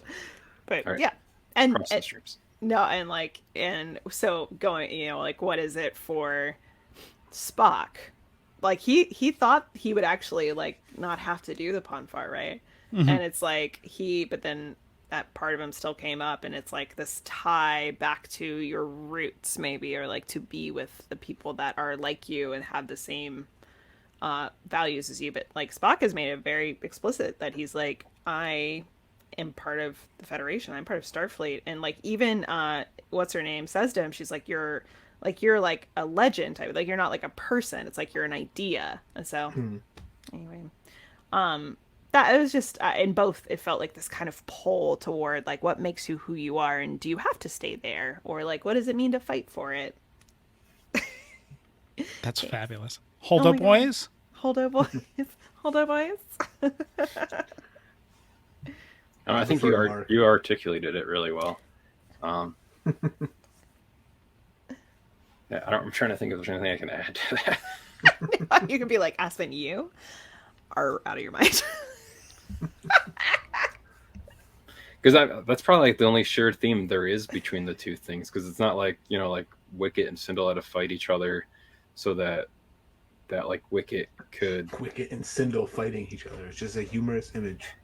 So that like Wicket could, marry his betrothed. Oh no! Hold it, Mark. Hold it. Yeah, Mark. Just, so you know, by the logic of the Ewoks show, his betrothed is probably like, who is it? I don't know their names. Nisa or Milani. It's probably Nisa. Except Nisa is the daughter of Chirpa, right? Sorry. Yes. Just so you know, we should not be talking about these children being betrothed. I complain about it at length. Aspen talking so much about the we love an Aryan boy, talking about we shouldn't be sexualizing children, going to very problematic places today, Aspen. Me personally, some good sound bites.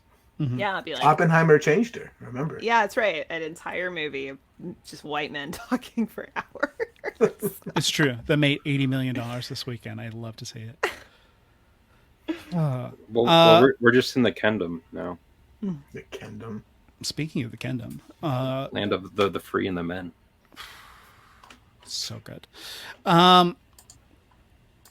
For me, the thematic connection between both of these pieces happen to be about the second banana of the narrative being a buttoned down, seemingly unemotional character having to reckon with the fact that they have feelings and the jeopardy that those unrestrained feelings put other people in. Yes, and grief.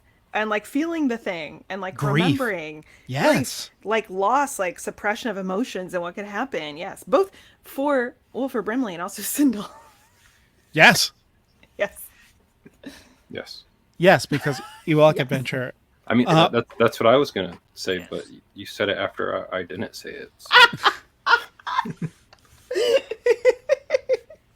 Listen, I saw your notes, and I was like, I gotta copy that. And I'm wondering how Star Trek and Star Wars differ in talking about those themes of unrepressed emotion in both of these properties, because it kills the captain in big quotes in Star Trek, and in Star Wars, the unrestrained emotion leads to Noah kind of pushing those friends away, but then, they rally together and they're able to overthrow the evil king who wants to get the power. I love that the motivation in the battle for Endor is just he wants the power. By the way, he just wants the power. He wants the babe with the power. The babe is power. Oh, she looked like Morticia Adams, but. Are you talking about Cheryl? Her name's Cheryl. Yeah. Cheryl, the most Star Wars of names. Sure. Noah's not much. Charles. I mean, Cheryl, Luke. Yeah. Biggs. Yes. Yeah. There's a character just named Wedge. Yes. He got that nickname because that's his favorite kind of salad. Oh, boy. I could say that. Porkins. Yeah.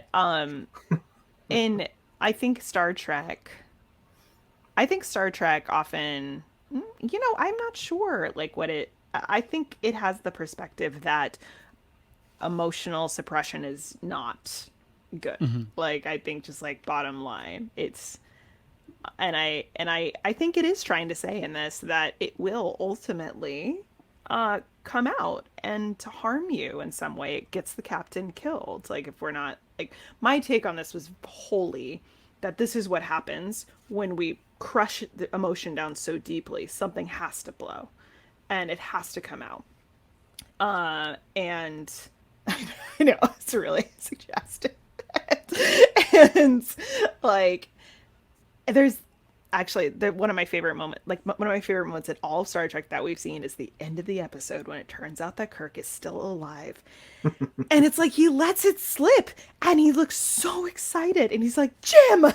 And then he's like, oh, blah, blah, blah, blah. So he obviously, like, I'm not happy. He's actively suppressing emotion. Which may speak to one of your favorite notions of found family. Yes. In that even you could even kill your boyfriend and they will still be around.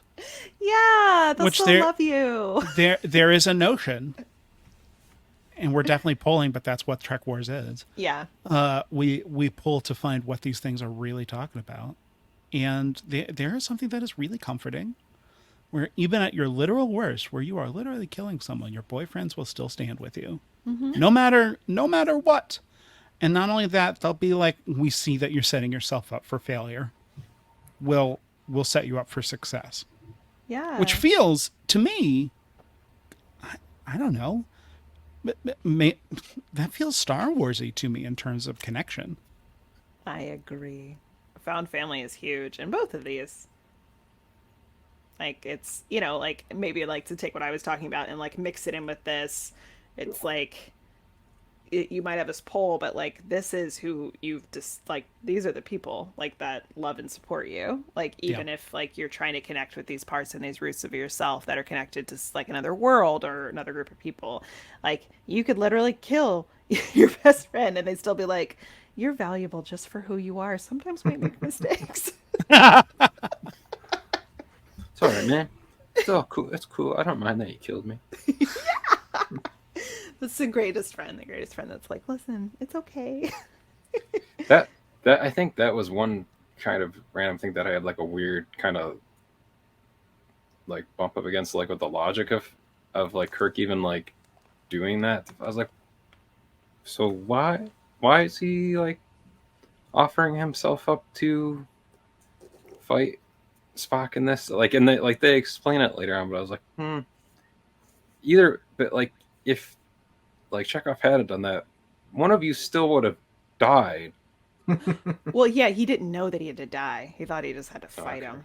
Yeah, he didn't want to look silly in front of T'Pau. Yeah, he wanted T'Pau to like respect him because he was like, oh no, because this thing, and like maybe and because we could keep, Vulcans are so secretive. Well, so then doesn't T'Pau now gotta think be there for your boy. that Kirk is dead? Right? That's it. I thought of that too. I was just like, oh yeah, she's gonna find out. Don't worry about it. Don't worry about it. Don't worry. Does that ever come back? Not yet. Couldn't strange your world. No. I'm sure that there's a Star Trek book that's about it. Yeah. There's a lot of Star Trek books. Because I was like, oh, that seems like a kind of hanging thread there that like, so everyone that was there thinks that Kirk is dead. So if they ever go back there, well, how often does Ponfar happen? Once every 7 years. So maybe she'll forget in 7 years. Maybe she'll be dead. This is Kirk's twin brother. I mean, the guy who looked like Spock's twin brother was the guy she chose. Oh, the guy that was Adam Driver. Ston. Adam Driver. Vulcan Adam. This is not logical. Yeah. Oh no, yeah, she was a good schemer. Yeah. Spilo Ren. Ren. Speaking of ships, Mark. Okay. Are you excited? Are you excited for this? Are you excited for a game that is last time we checked, I think it's trending 4th on Twitter? It's absolutely absurd. You mean X? X? Oh no. Kill me. Yeah, it's a little game that we like to call I Starship It. I Starship It. You got any music bump here, Mike? Yeah. I deleted all the music, unfortunately. Oh no! What? I'm thinking about recording myself singing a little. I mean, ditty. I got Ewok noises. I can play some Ewok noises. Yeah, do it. I starship it.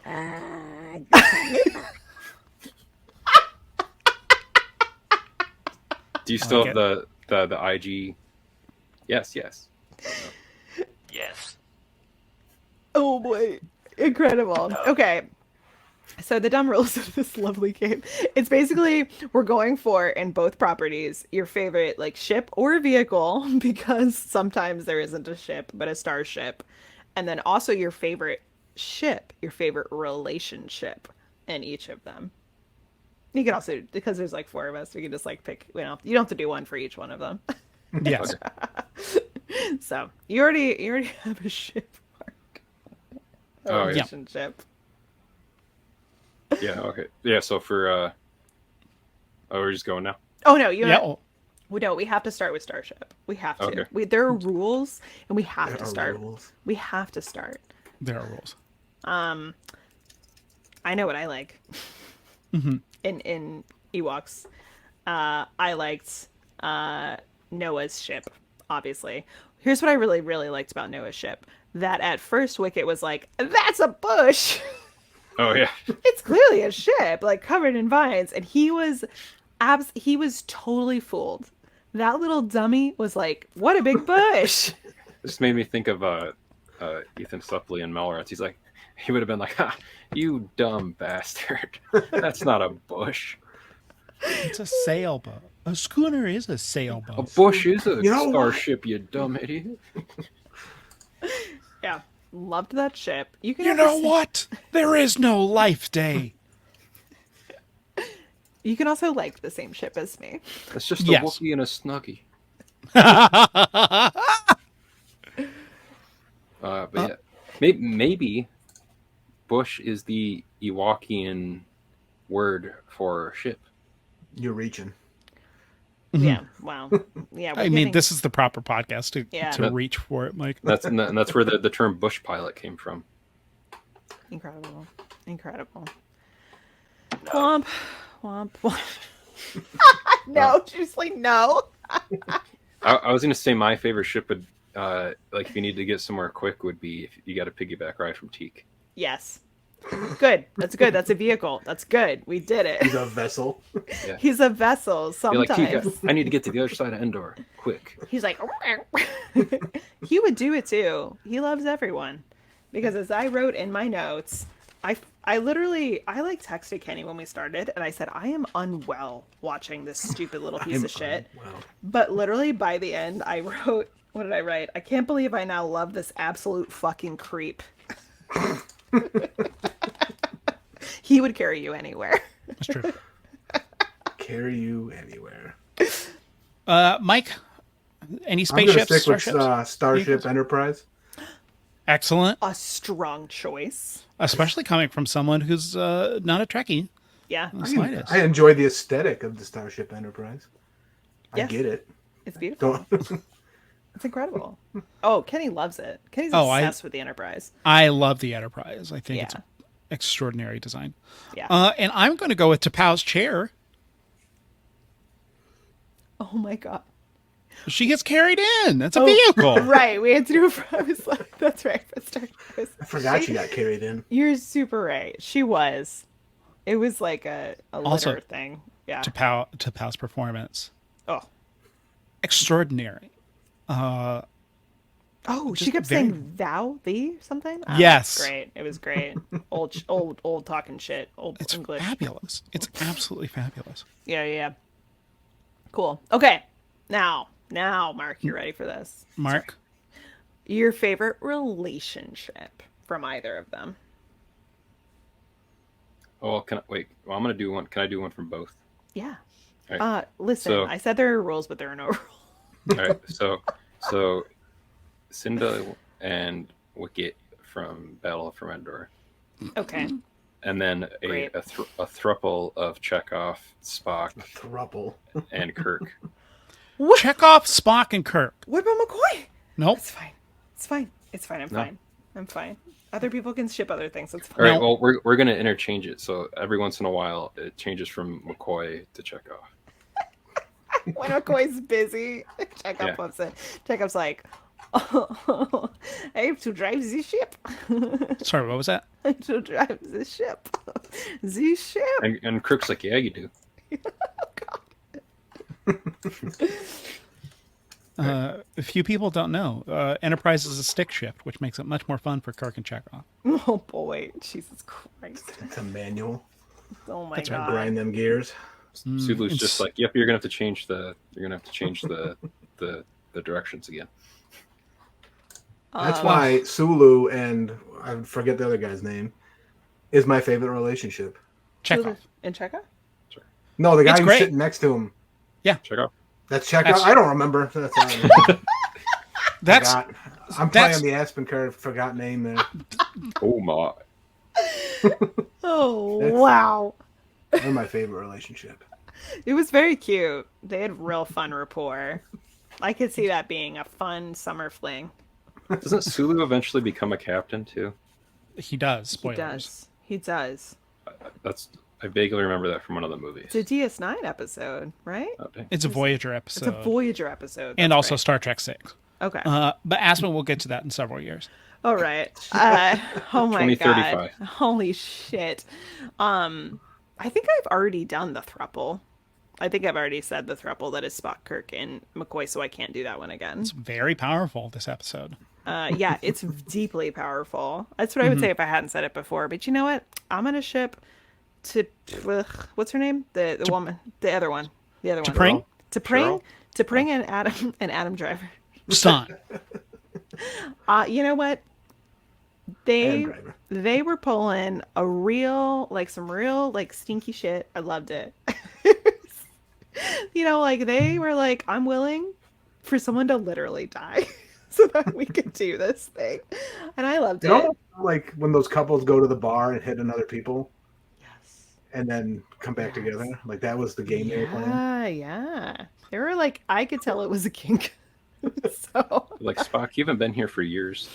It's like we're the Josh Hartnett and Liv Tyler, and you're Ben Affleck. Oh, Kate Beckinsale. No.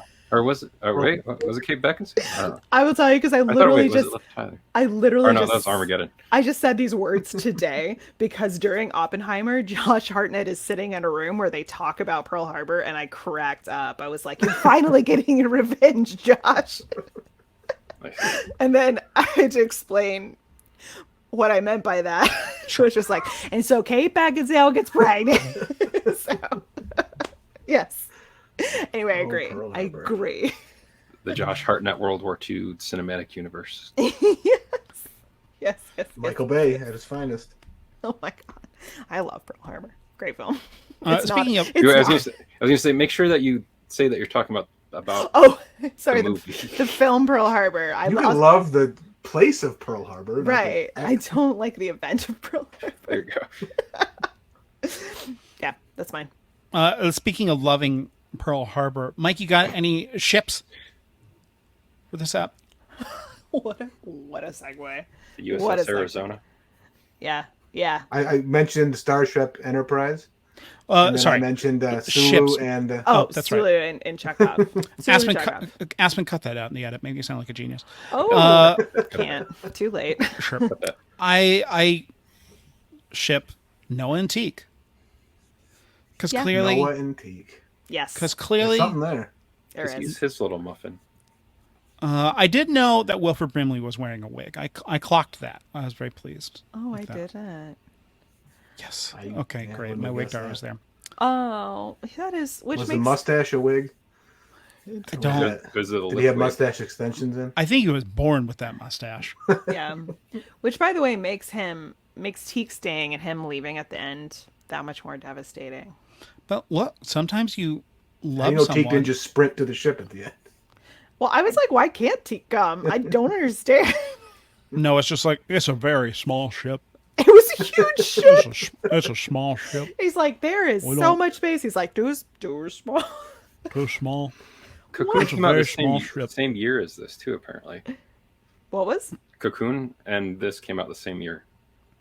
Which one's better? This one. Great. Great. Next topic. Great. No, it's clear that Teak loves Noah exactly for who he is. Yeah. And is willing to go the extra mile because it's unconditional love. And he recognizes, I think Teak is also not afraid to call Noah and his shenanigans. Yeah. Well, Noah, what's he gonna do? He can't catch him. You're not wrong. Yeah, that's fair. That's what all healthy relationships are built on. Well, as I said, that relationship is pretty toxic. It is. Yeah, those are two separate opinions. We got what? But you know what? We can ship whatever we want. We can ship toxic relationships,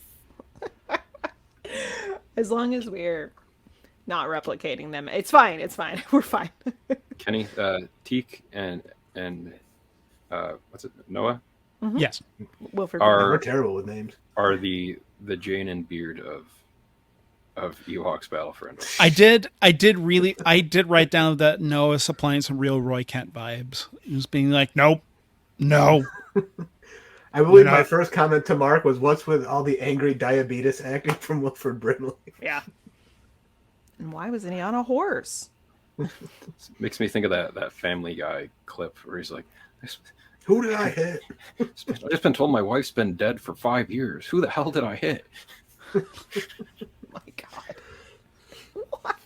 It's a commercial with Wilford Brimley talking about diabetes, and he's like, "I went out and got a pint of ice cream, came home and beat my wife," and then he's like, "I just was told my wife's been dead for 5 years. Who did I hit?"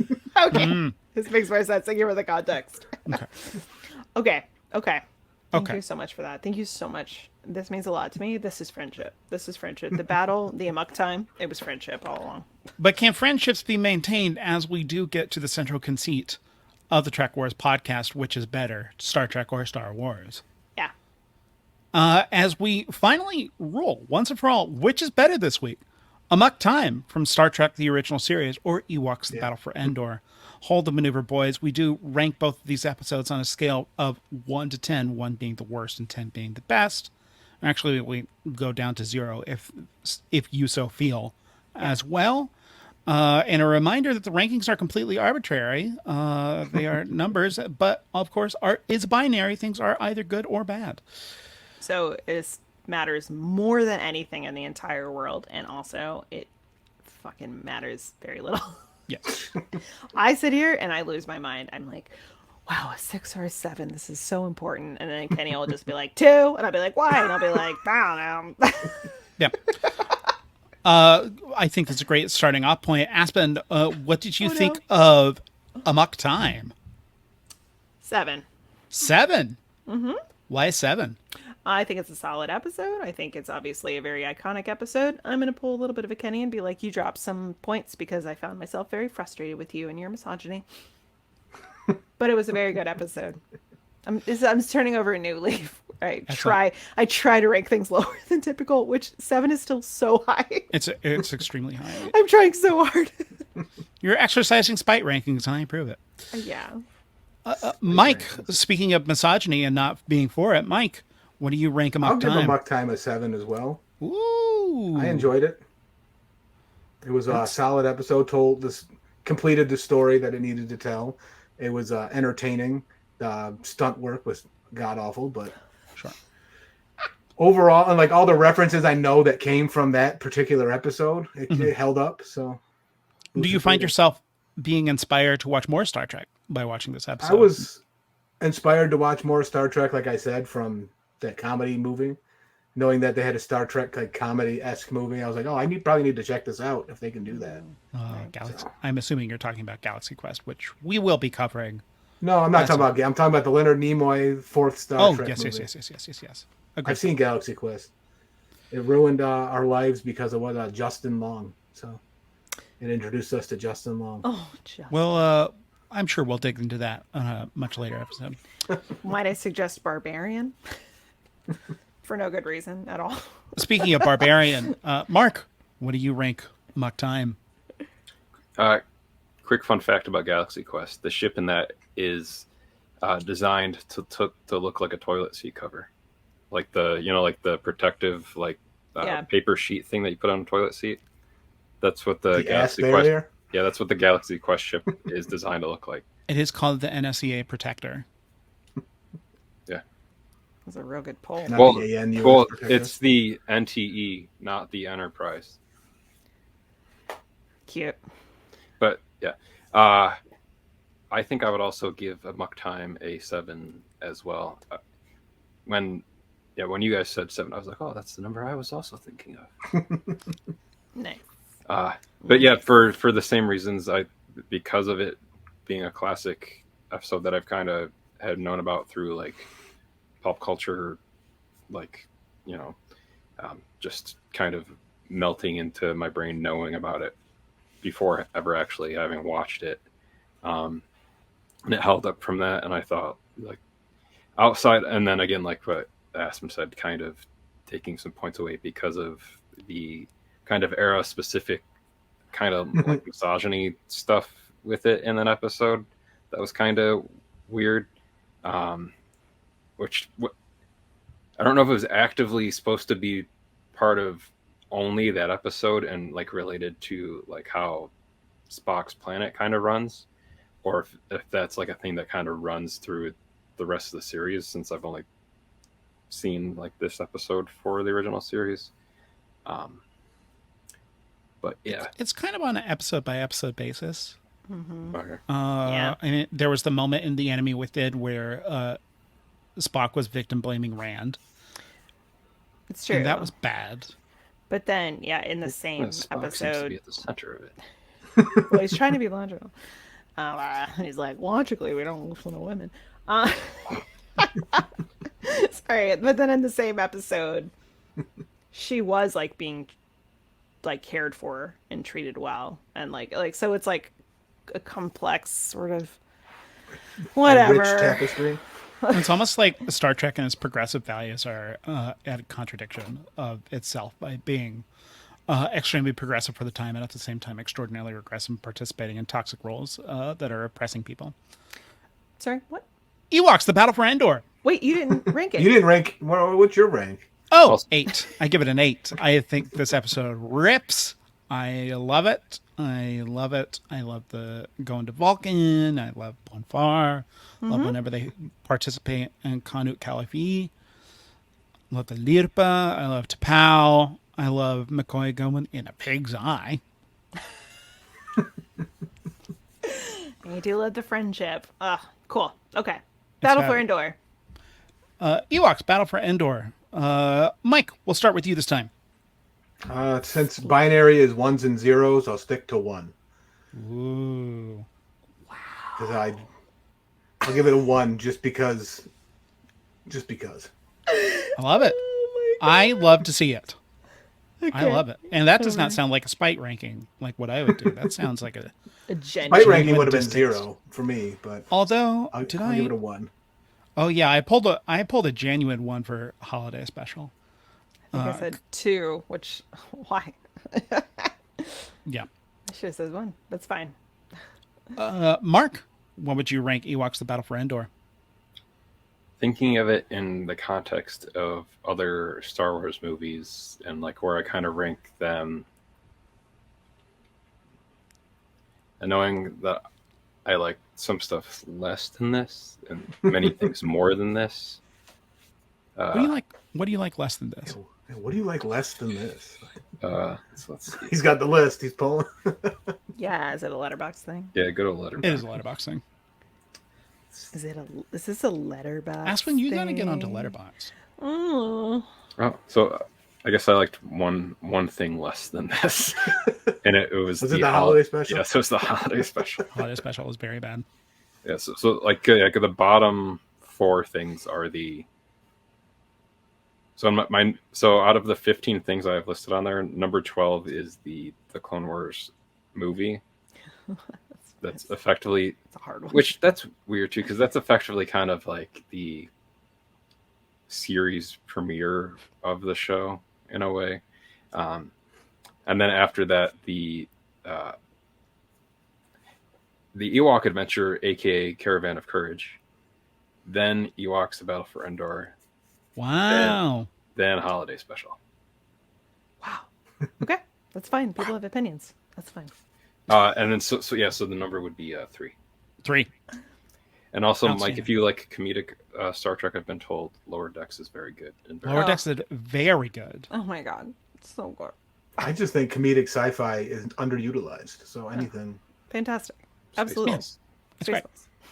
sci-fi insists upon itself too much, it just There's an episode for you. If you guys said you were going to do Galaxy Quest, it would be like Star Wars versus Star Trek. Do Spaceballs versus Galaxy Quest. Love that. Don't you think we haven't already thought of that, Mark? I haven't. Kenny has. Oh. I haven't thought of it. I had not. Speaking of thinking of it, Aspen. I think I should go last. Okay, excellent. She definitely liked it more than the rest of us. I think for shape of show, I should go last. Yep. I approve. I am going to give it...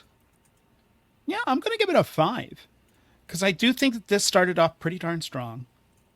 Really darn strong, actually. Especially in comparison to Caravan of Courage, which is a sleepy watch and a very difficult watch. Getting into it. Compared to this one, which starts off pretty darn strong. And I was with it for a while.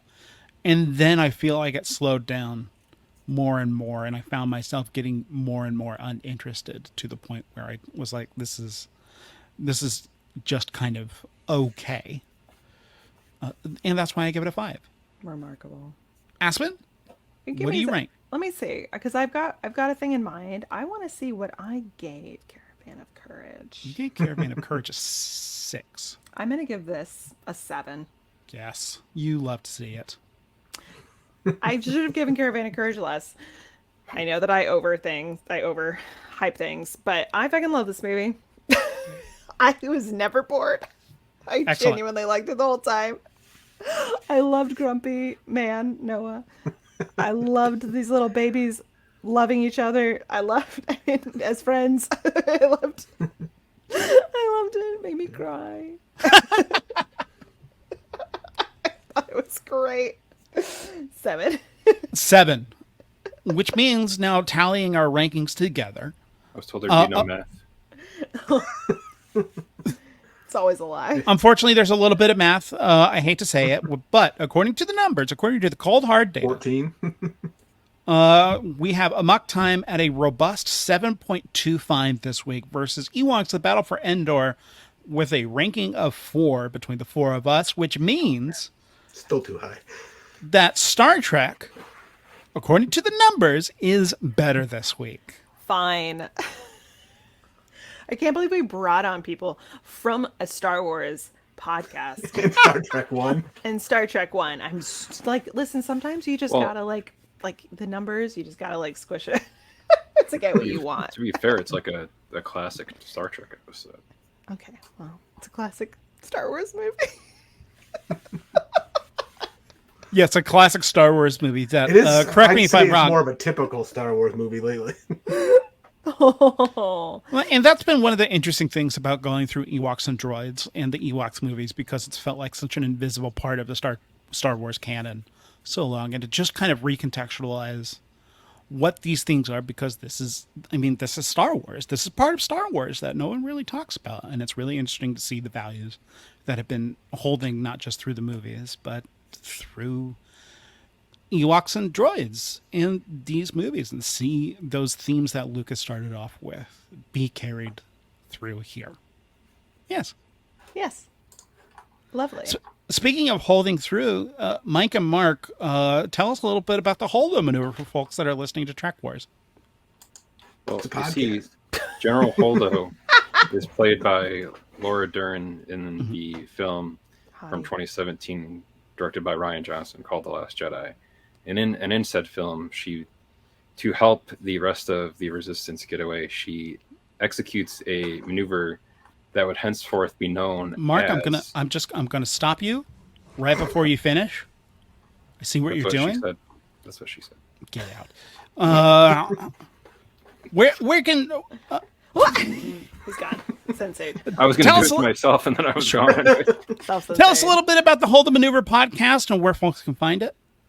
The Holdo Maneuver Podcast, Mike and I host it. makes You sense. can find it. Generally. We have a link tree for it. That is, hold on, let me look it up really quick.